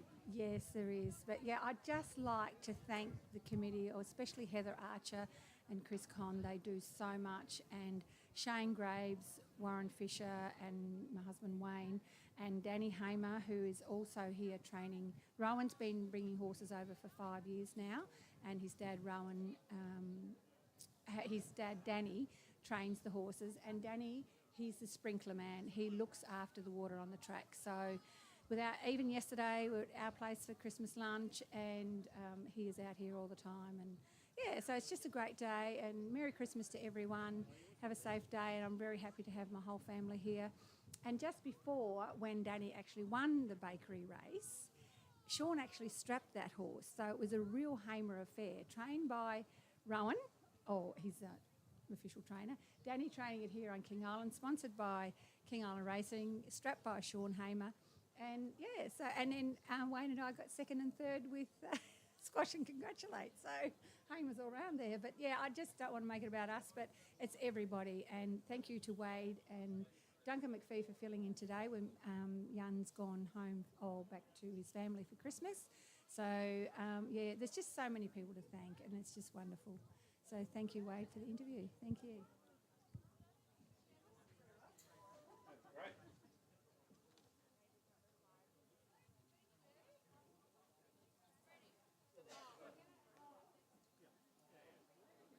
Protest has been dismissed. Protest dismissed. Placing stand and all clear on race 5.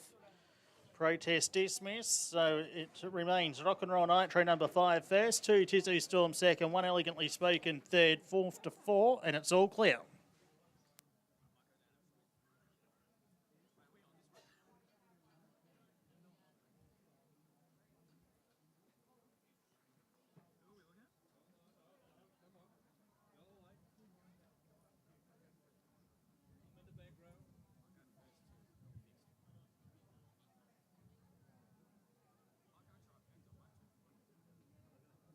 Double dunk.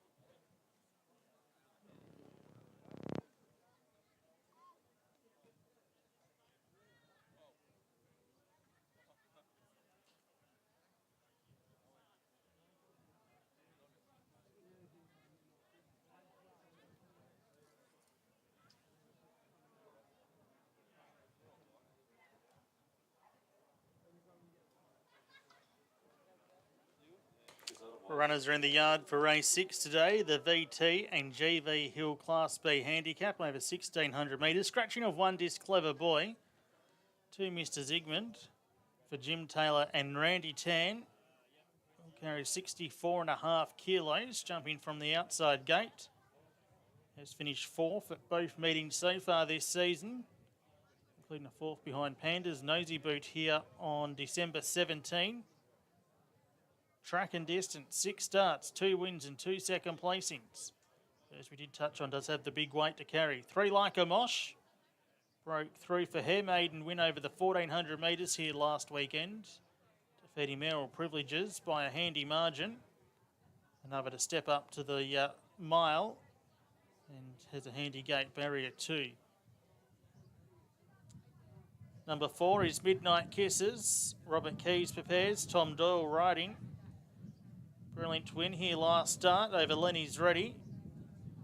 And wasn't that far away from This Clever Boy the start prior to that. And has a handy record at the mile as well in a short 8-start career. 5 is Fritz for Robert Keys and Jamie Gibbons. Never far away in his races. Yet to win at the track and distance, where he's had 7 tries for 4 placings.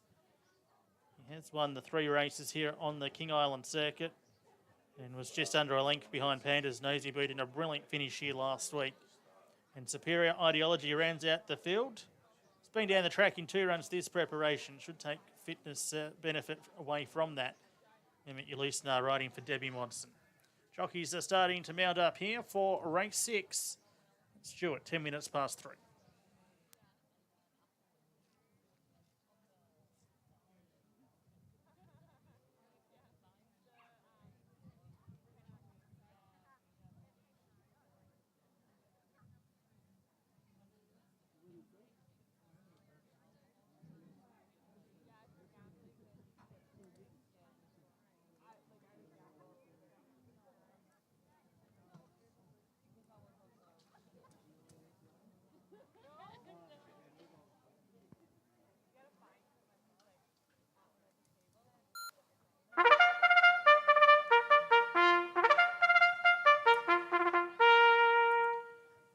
Heading out, race 6 this afternoon, the VT and GV Hill Class B handicap, scratching of This Clever Boy. 5 to start in 6 minutes.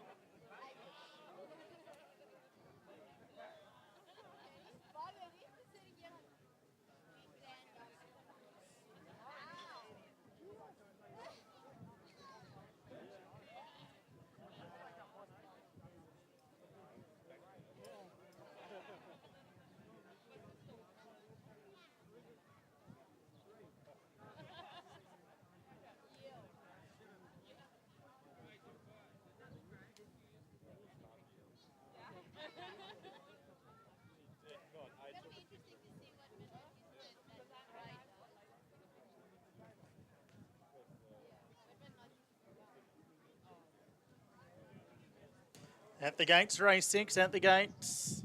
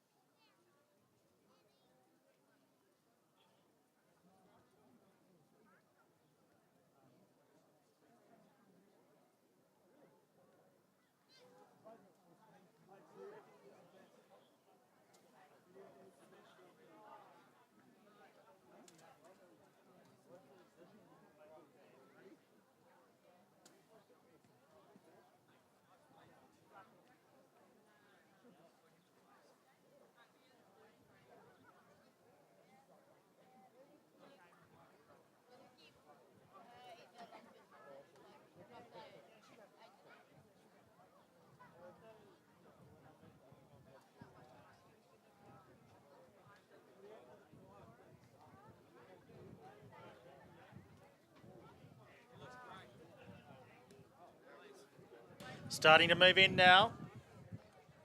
Like a Mosh, first runner loaded away. Midnight Kisses is in.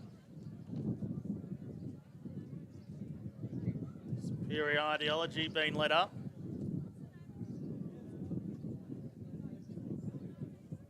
So 2 more to get set.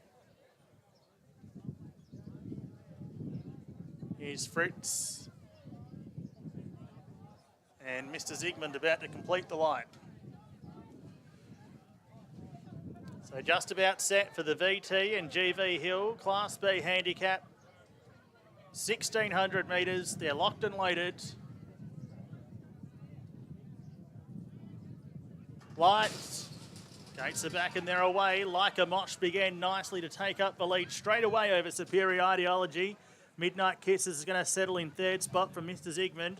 And Fritz back out to the tail end of the field after the first 200 metres. And Like a Mosh shows the way. Heads to the back of the course for Bruno Nido in front by 3 parts of a length. Superior Ideology second, Midnight Kisses third, Mr. Zygmunt was second last, and Fritz is at the tail end. They go on to the 1,200 metre bend. And showing the way here was Like a Mosh, the 5-year-old mare in search of win 2 of her career this afternoon, shows the way a length and a half. In second spot, Superior Ideology. Third, Midnight Kisses. The outside was Mr. Zygmunt, who was a length away, and a similar margin back to Fritz at the tail end of the field. They head out towards Johnson's Corner with around 800 metres left to travel. And it's Like a Mosh, making every post a winning one. The margin's 3 parts of a length. Superior Ideology second, Midnight Kisses third. Fourth in the event, Mr. Zygmunt, and last of all was Fritz. Down the side, towards the 600 metre mark, they stride, and it's Like a Mosh travelling strongly in the lead. Being ridden up in second spot, Superior Ideology a half length away. With the drop on those in third place in was Midnight Kisses from Mr. Zygmunt and Fritz at the tail end. 350 metres to travel. It's Like a Mosh about to straighten the leader. A length in front of Superior Ideology. Out wide, Mr. Zygmunt starts to make ground from Midnight Kisses, but it's Like a Mosh travelling strongly at the 150. Trying hard in second spot. Midnight Kisses getting the split. Superior Ideology out wider on the track. It's Midnight Kisses out after Like a Mosh, with Midnight Kisses grabbing the lead in the shadows of the post, and Midnight Kisses wins again, defeating Like a Mosh. Third in maybe Superior Ideology from Fritz, and Mr. Zygmunt also close up in a blanket finish to the VT and GV Hill Class B. Stand by for official numbers race 6.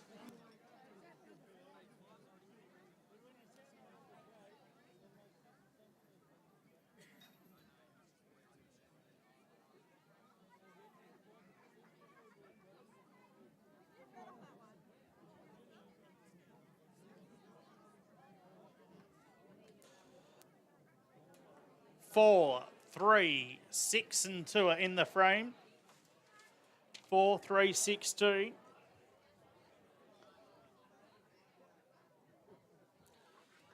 Midnight Kisses. No doubt would have been the Omen tip if it was here on New Year's Eve. For Robert Keys and Thomas Doyle.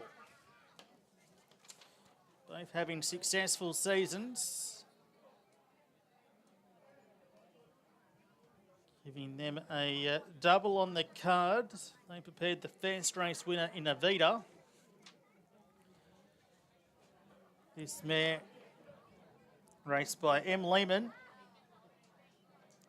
By Kiss and Make Up from Silent Harmony. Records win 2 at start 9. Both wins here over the mile. 3 Like a Mosh second. Bruno Nito riding for Jim Taylor. Third to 6, Superior Ideology, Mehmet Yalusna and Deb Monson. Fourth in 2, Mr. Zygmunt. 4, 3, 6, 2. The numbers on the VT and GV Hill Class B handicap, race 6 of the afternoon. For the 1600 metres, they're in a time of 1:42.61. 1:42.61 was the winner's time. A half length by 1.5 for the margins. A half length by 1.5. We await the scales report to clear up race 6.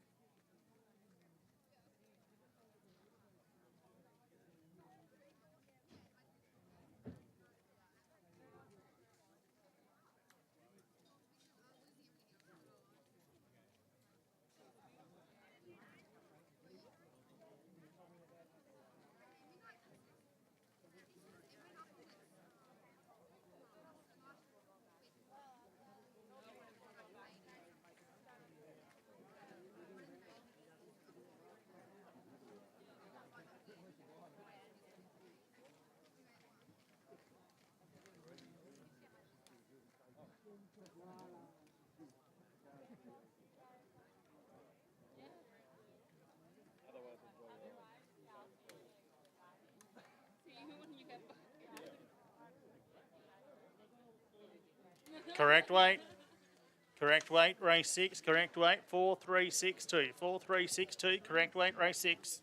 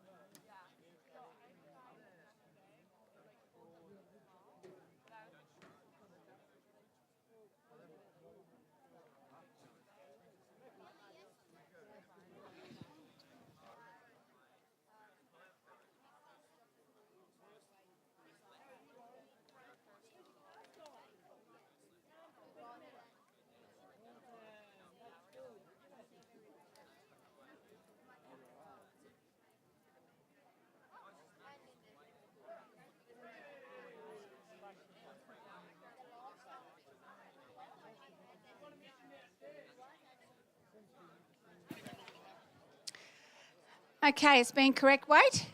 I'd like all the connections from the GVT Hill Memorial people to come in, the whole Hill family, all behind me, who have sponsored this race.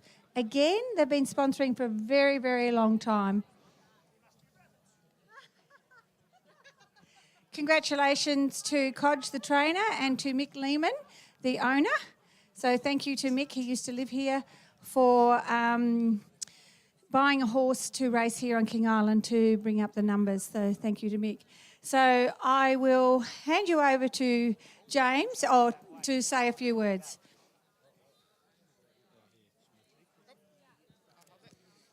Thanks, Audrey. I just wanted to say that the Hill family have been involved with the King Island Racing Club for forever. Our grandparents, Vic and Mavis, were breeding race horses on King Island for many years. Nan run the canteen for many years as well with her daughters. The Hill boys, Ray, Ron and Dad, Graham, had many rides here on King Island and in Victoria. As a kid, one of the memorable moments was when a horse they bred themselves, Gay Tasman, got up and won the cup here, and that was ridden by Ray Hill on that day. Just one of Dad's other rides when he was riding away, he won. He was riding a horse called Royal Spinner, and that beat a horse called Pago Pago in Victoria, and Pago Pago went on and won the Golden Slipper in Sydney that year. But Dad's horse broke down and couldn't make it. Dad also won a King Island Cup here on a very favourite horse of his called Rhythmic. Dad used to own, back in those days, you could actually own a horse and ride your own horse. He was very fond of that horse. And I'd just like to hand it over to my sister today to present the trophy to my sister Shemaine. Okay, thanks. On you, James. Well, I'd just like to thank King Island for putting on such a beautiful day today, bit of sunshine, and thanks to the community coming out to support the King Island racing industry. It's fantastic to see you all here today. I'd also like to, it's such an honour to be here on this day when we recognise the Hill family's contribution and involvement in the racing industry. They've been involved for many years, and it's just great that Ganya got up and won today. I think that's very fitting. And also the name of the horse, Midnight Kisses, brings us, remember Gay Midnight. So I think very fitting today. So congratulations to Ganya. Ganya on the win today. Thank you to the whole Hill family. I'm only speaking on behalf of Mick Lehman. I forgot to mention the other day when she won that Mick makes a bit of noise about a lot of things, and I heard over the journey that he bought a horse for King Island, but I never got really told anything about it until about a week before he put it on the boats. And to his credit, he stuck to his word, and here she is. So, and yeah, just for the trust in us to get her right, or get her close anyway. Yeah, thank you, Mick, and to the Gunya crew like Xander, Norma, Jody, the morning crew. Yeah, much privileged to do it, and I reckon Mick would be giggling when we start talking about Grum, because there's a lot of stories about him and a lot of beer drinking. So thank you. Thanks very much. Congratulations once again to everybody.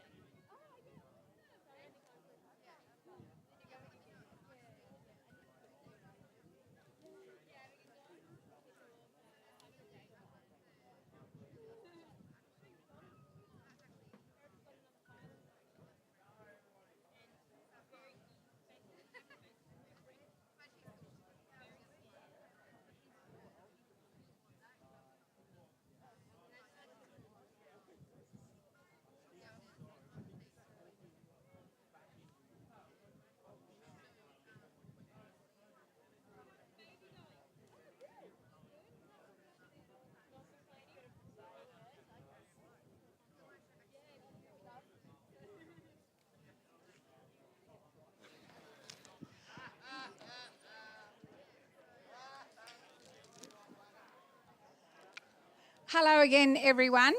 I have here with me Graham Keeley, who we presented life membership, but unfortunately his badge wasn't here, so we borrowed Coraline's for the day. So we now have Graham's life member badge, which is very well deserving. And we also had Ladies' Day going on. So Keels didn't even get a chance to actually talk about what he's done for us with King Island Racing Club. So I'll present him with his life member badge, his own, and I'll hand you over to Keels to say a few words.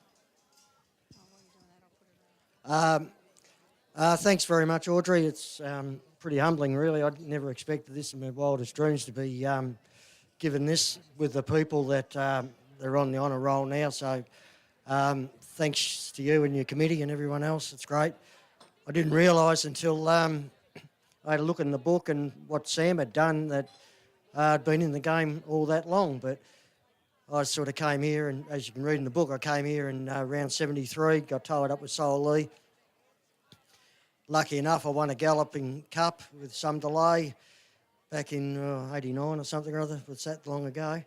And then Paddock Stewart help out generally around the club. Roger Morrison and I were on basically the track committee working at the hydro at the time, and we spent more time out here at the hydro truck than what it did actually fixing power poles, I think.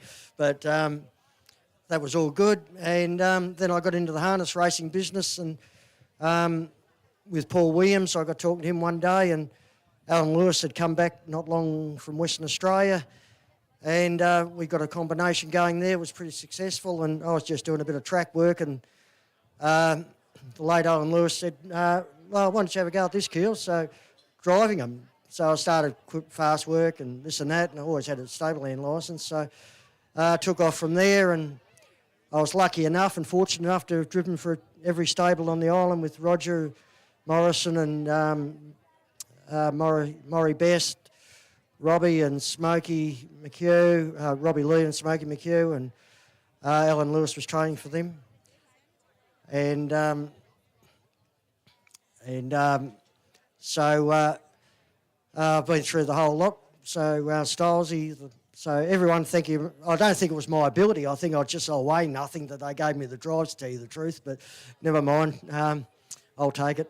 The people that helped me out first up, you know, like we had one horse, Mr. Belmont. We took him over home. He was in a paddock, so we trained him out of there. He went good. Danny Hamer came and saw me, and I had no one to shoe him because I couldn't shoe him. So Danny was good enough. He never used to shoe many, but he just came up one day and he said, I'll shoe your horses for you, which was great. And I'll never forget that. And he knew when they needed shoeing and all that, so that was a great help to start me off. And then later years, we started getting a couple. We only had one or two, and then Pete Jakolenko came along, and he ended up with cancer. So Sam and I, my daughter, ended up in the game, of course, as everyone knows. But Sam and I had about 10 down there, I think, with Pete being crook with cancer. So with the help of Ian Johnson, John Rhodes, and a few of the other guys around the place, we got them done. And that's when we had Hoppy and As You Wish and all those horses, which we had a great couple of years. Then we died off a little bit in the last 5 or 6 years. We made a bit of a comeback with Wayne and Audrey had a couple, and we ended up with 4 or 5. And so, you know, we're lucky we had good horses, got them from Queensland, New South. And so we had a lot of success there. It was great to see Sam.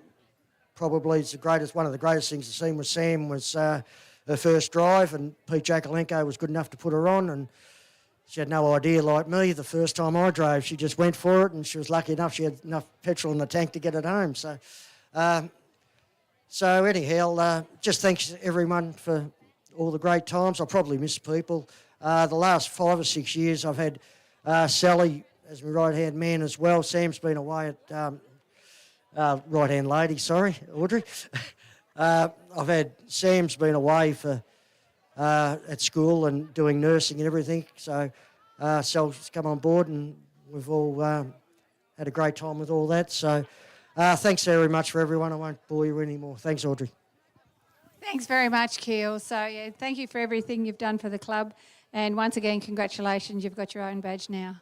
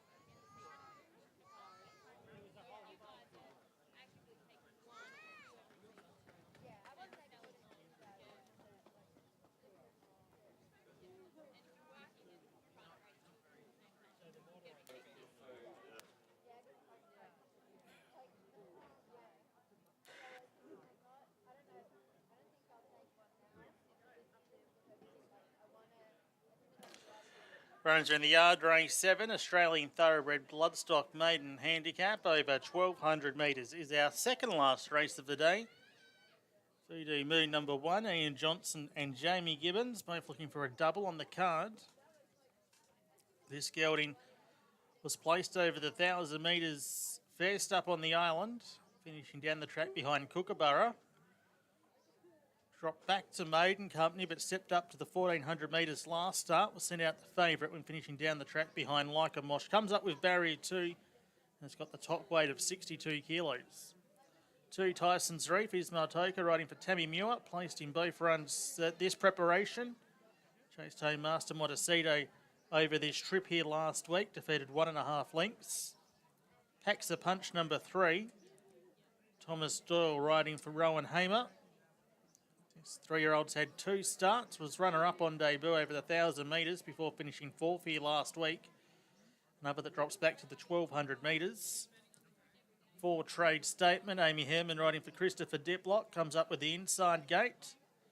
It's been down the track in 2 runs to date. And gets a chance to run an improved race here. And Sniper Strike number 5 rounds out the field. Bruno Nido riding for Jim Taylor. Placed behind Midnight Kisses here last start in a 1,600 metre maiden. So that form line's been strengthened, but does drop in trip for the assignment this afternoon. When I was down in the ring a short time ago, Tyson's Reef number 2 was our race favourite. So if you're having a bet here, wish you the best of luck for our second last event.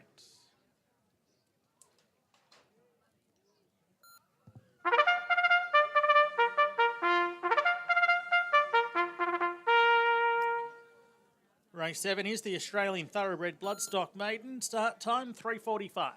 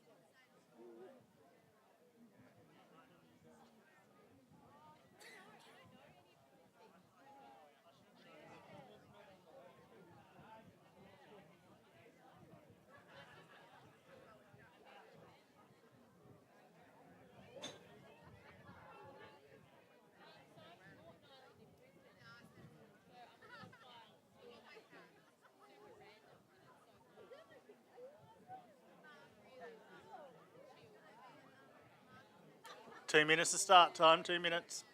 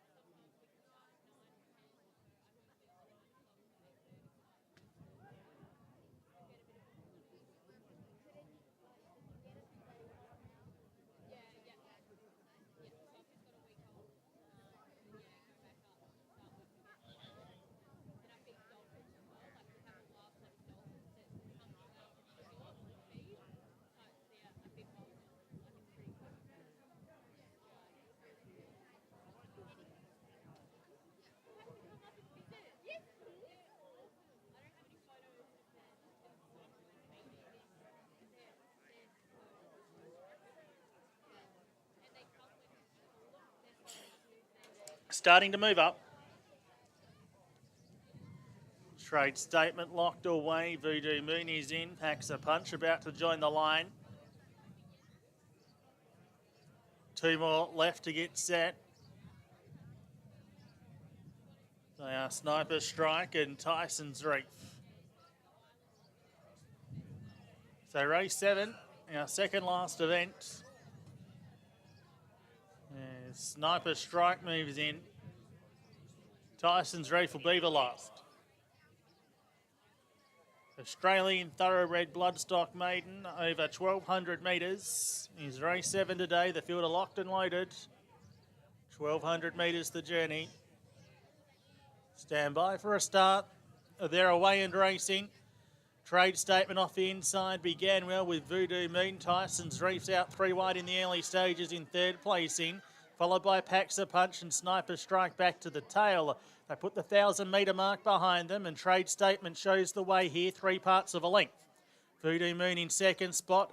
Out wide on the track in third position was Tyson's Reef, with Packs a Punch and Sniper Strike on that runner's inside. They start the run down the airport side. And showing the way was Trade Statement. The 5-year-old gelding leads a narrow margin. Sniper Strike the outside, putting in a strong challenge and puts the head in front. Back behind those was Voodoo Moon with Packs a Punch and Tyson's Reef. 500 metres left to travel. And showing the way here was Sniper Strike, the 5-year-old gelding for Bruno Nito, shot away. A length and a half in front up to the home bend. Trade Statement in second spot from Voodoo Moon. Out wider on the track was Tyson's Reef and Packs a Punch at the tail. Sniper Strike leads halfway down the straight. Voodoo Moon putting in a strong challenge, and out wide Tyson's Reef finishing off strongly. Packs a Punch getting a run back to the inside. It's Packs a Punch out after Voodoo Moon with Packs a Punch doing best. Packs a Punch too good for Voodoo Moon. Trade Statement close up from Sniper Strike, and back at the tail Tyson's Reef.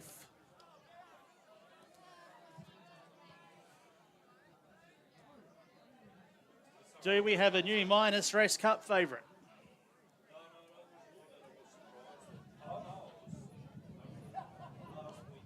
Number 3. Packs a Punch.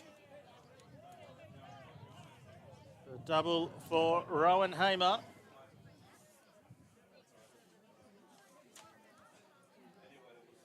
And a riding treble to Thomas Doyle. Has defeated 1 Voodoo Moon. Jamie Gibbons riding for Ian Johnson.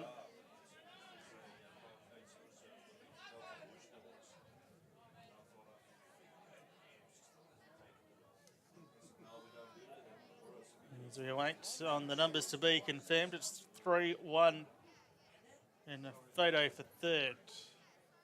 It has gone the way of 4 Trade Statement in front of 5 Sniper Strike. Numbers race 7, King Island, a 3-1-4-5, 3-1-4 and 5. Packs a Punch the winner for Andrew Noblet. Trainer Rowan Hamer and winning rider Thomas Doyle with a treble on the card. 3-year-old gelded son of Smart Missile, recording win 1 at start 3. Over 1 Voodoo Moon. Jamie Gibbons, Ian Johnson, and 4 Trade Statement. Amy Herman riding for Christopher Diplock. 4th in 5, Sniper Strike. 3-1-4-5, the judges' placings on the Australian Thoroughbred Bloodstock Maiden.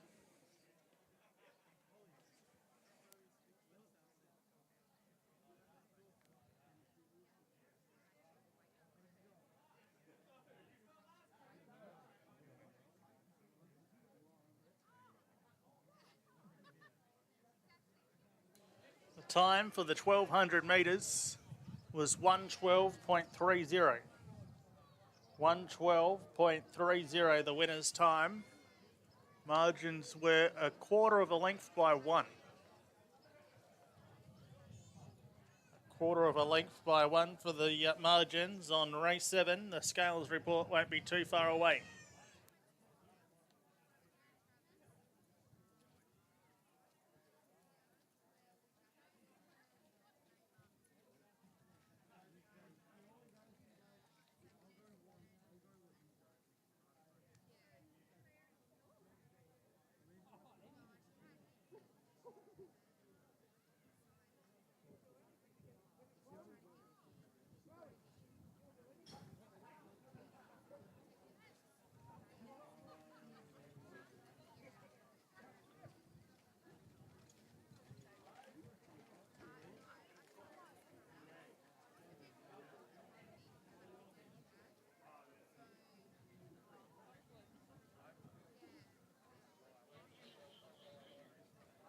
Correct weight. Correct weight, race 7. 3-1-4-5. 3-1-4-5. Correct weight, race 7.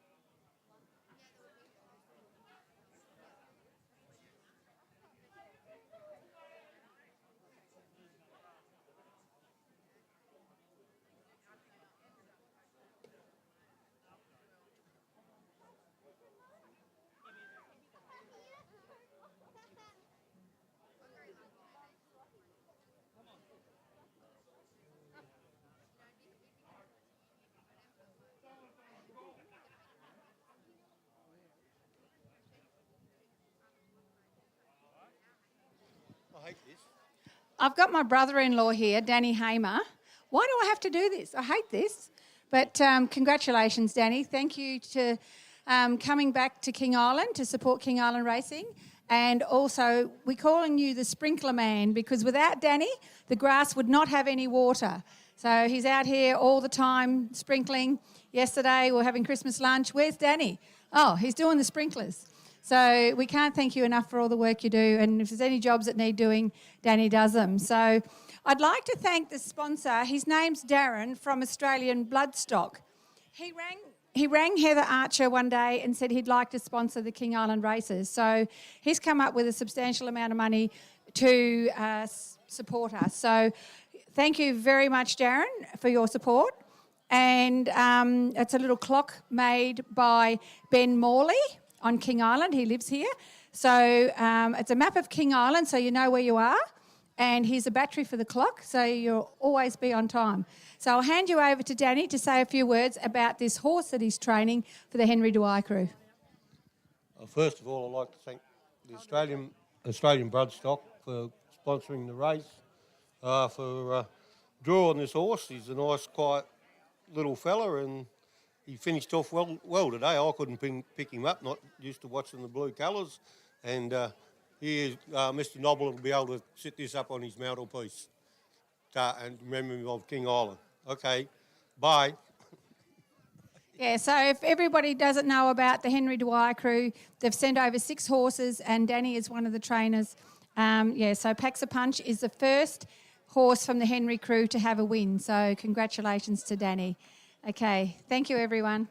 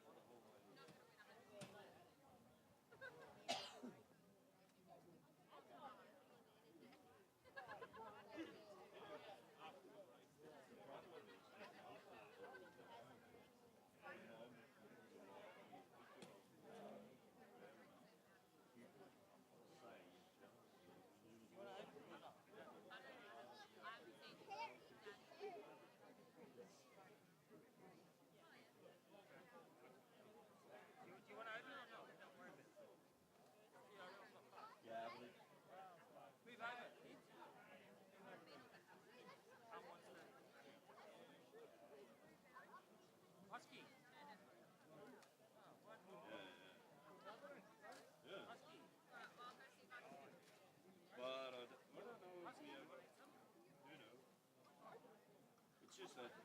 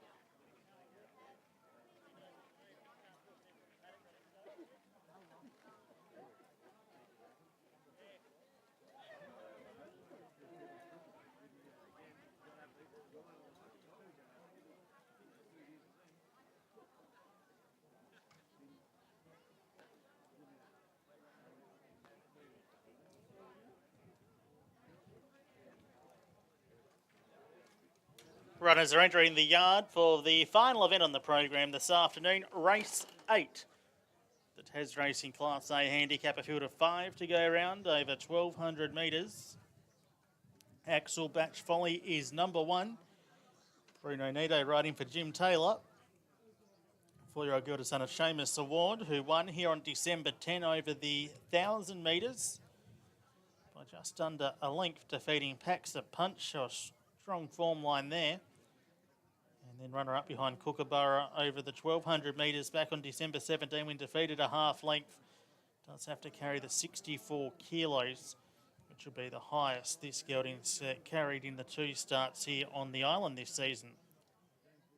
Number 2, Master Montecito for Chris Diplock and Amy Herman. A last start winner over 1,200 metres, defeating Tyson's Reef by 1.5 lengths. Goes up a half kilo in the weights for that win and remains at the 1,200 today. 3, Brother Boomer, Tom Doyle. The informed Tom Doyle with the best hair in racing, taking the ride aboard this Robert Keys prepared gelding. He's failed to beat a runner home in 2 starts this season, so no doubt will take some benefit fitness-wise out of some recent racing. Miss Bondi, number 4, Debbie Monson prepares. Remember, Ulysses are riding this 6-year-old mare. It's been down the track in 2 runs to date. It goes up a kilo and a half on her last start effort when defeated 4 lengths by Kookaburra. And Never Astern, another minor stress cup hopeful for Jim Taylor and Randy Tan. Comes up with the inside gate. Goes down in the weights, carried 63 kilos first up, 62.5 here last weekend. And will only carry the 59.5 kilos here for this 4-year-old gelding. They're in the yard for the last start time, 20 minutes past 4.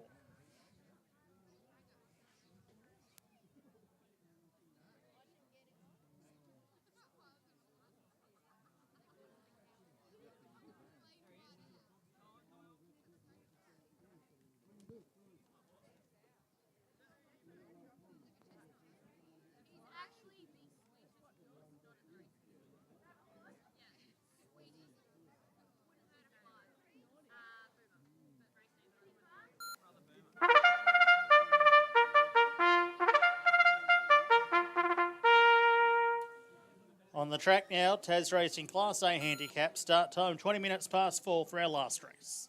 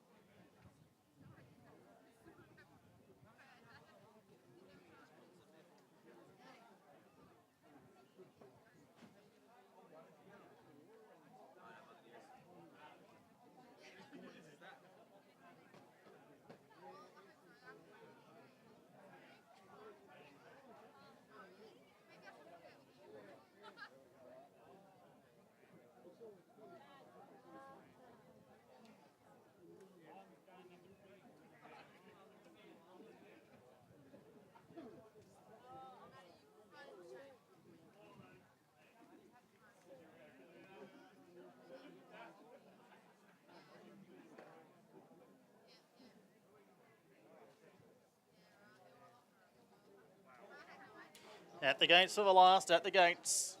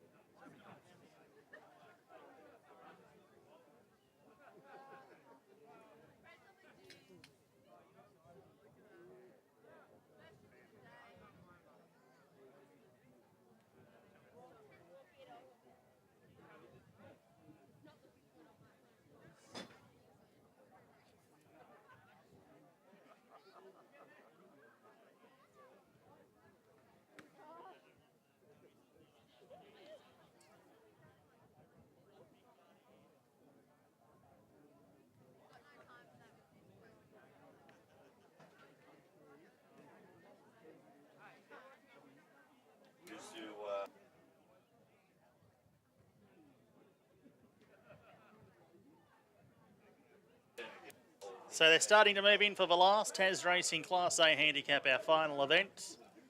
Cup Day here, January 2. January 2 for King Island Cup Day. The next meeting for the King Island Racing Club. Unfortunately, I won't be here. Got commitments back in Tasmania, but the State's Premier caller, Colin McNiff, will be making the trip over to call the King Island Cup meeting here next week, January 2. So one more to get set here, and that is Miss Bondi. Right, I dismount in Mimic Elusina. To try this runner riderless. Miss Bondi completes the line. And one's gone through the front here, Brother Boomer. Brother Boomer's gone through the front. So Brother Boomer has gone through the front. Ryder does appear to have that runner under a bit of control. So hopefully for connections, this runner hasn't taken too much harm.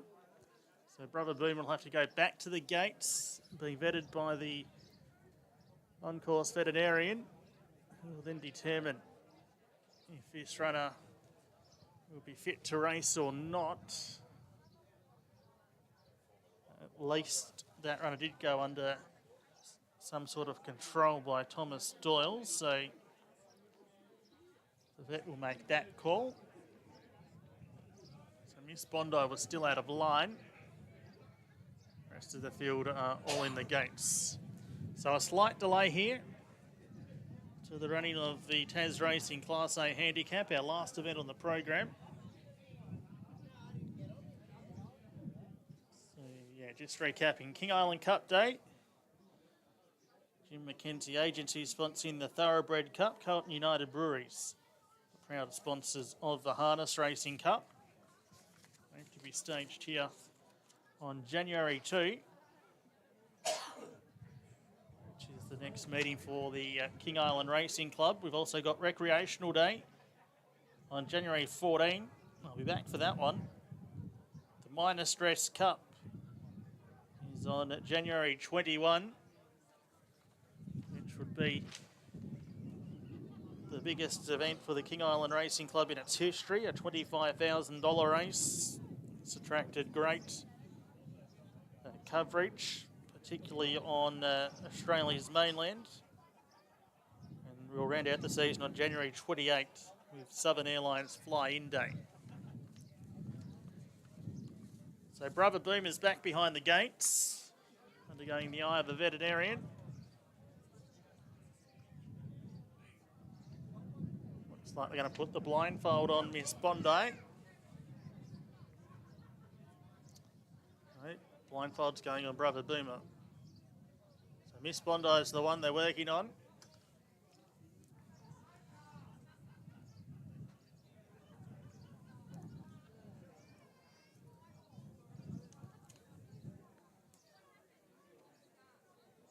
Just using that blindfold to take a bit of sweat off Brother Boomer.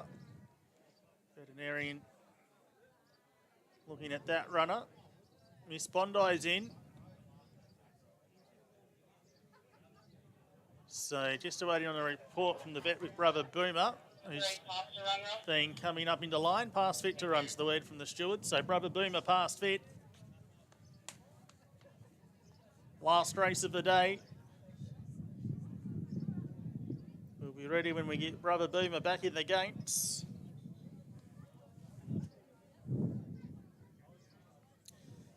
Last one coming up. All in, Tas Racing, Class A handicap, last event for the Boxing Day races here on King Island. They stand well.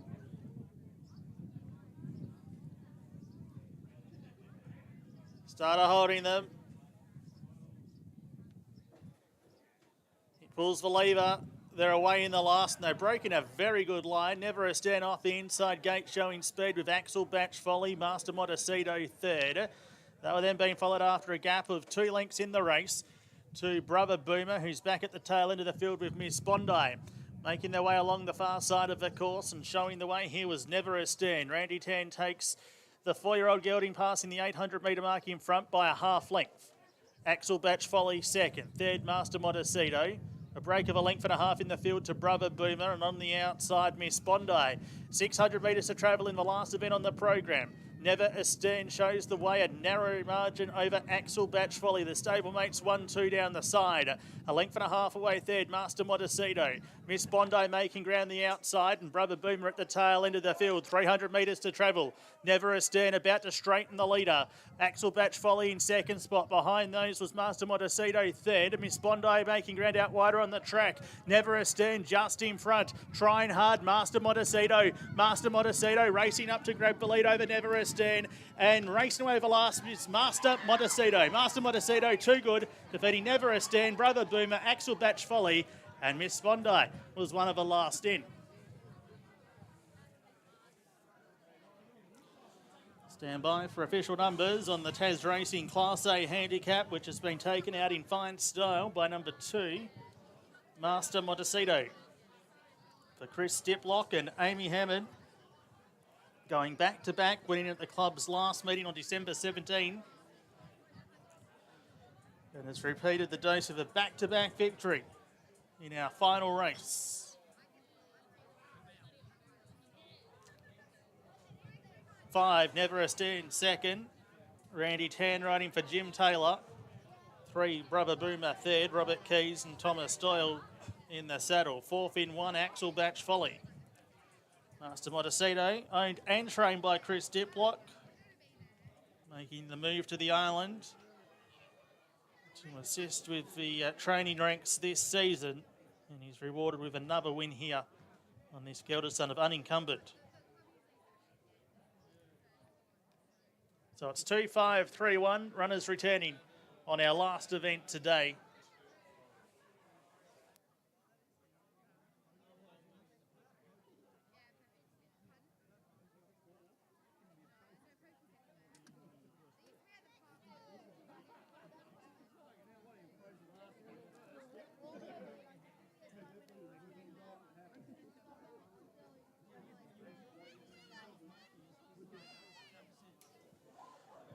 Time on the last was 112.15.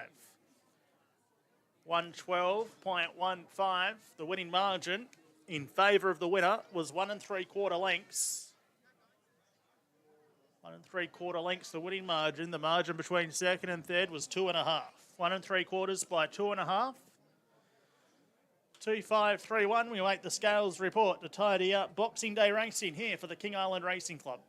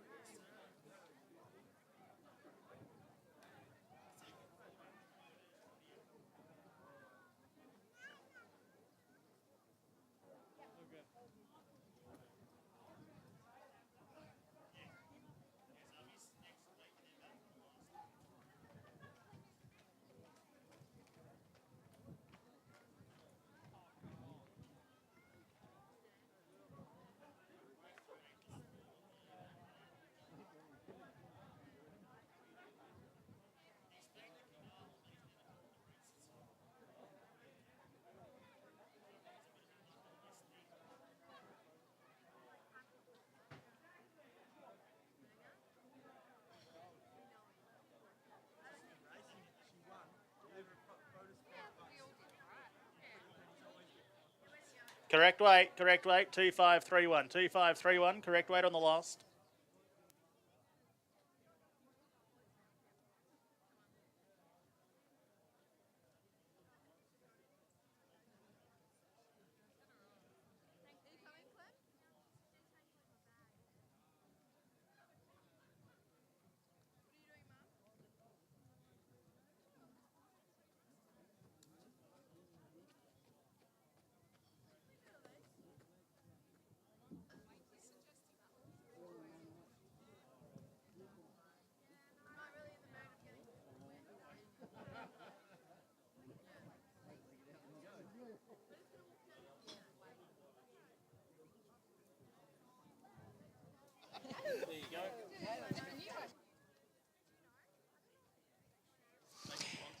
Hello again, everyone. Congratulations to Chris Diplock, our visiting trainer. And he has here with him today his mum, Susan, and his dad, Ross. And I think he may have just stood in a landmine, but just wipe it off. And, our jockey, Amy. So this race was put on. It's an extra race, and so we put it down as sponsoring by Tas Racing because they were generous enough to give us the 6 gallop race for today, which is great for Boxing Day. So on behalf of Tas Racing, I'll present the trophy to Chris. Congratulations, Chris. So I'll hand you over to Chris to say a few words. Oh, Mum will do it. Oh dear, this is terrible. I can't do this. I'd just like to thank Tas Racing and the jockey. Thank you, Amy. It's a great run. And thank you, King Island, for all your friendship to Chris whilst he's been here. And I know he's having a wonderful time. And we're enjoying our stay here as well, just for a few days. And we'll be back, hopefully, another day. Thank you. Thank you very much, Susan. Did you want to say any words, Dad? No, Dad. I couldn't get Dad to say any. So, do you want to have a photo with Amy?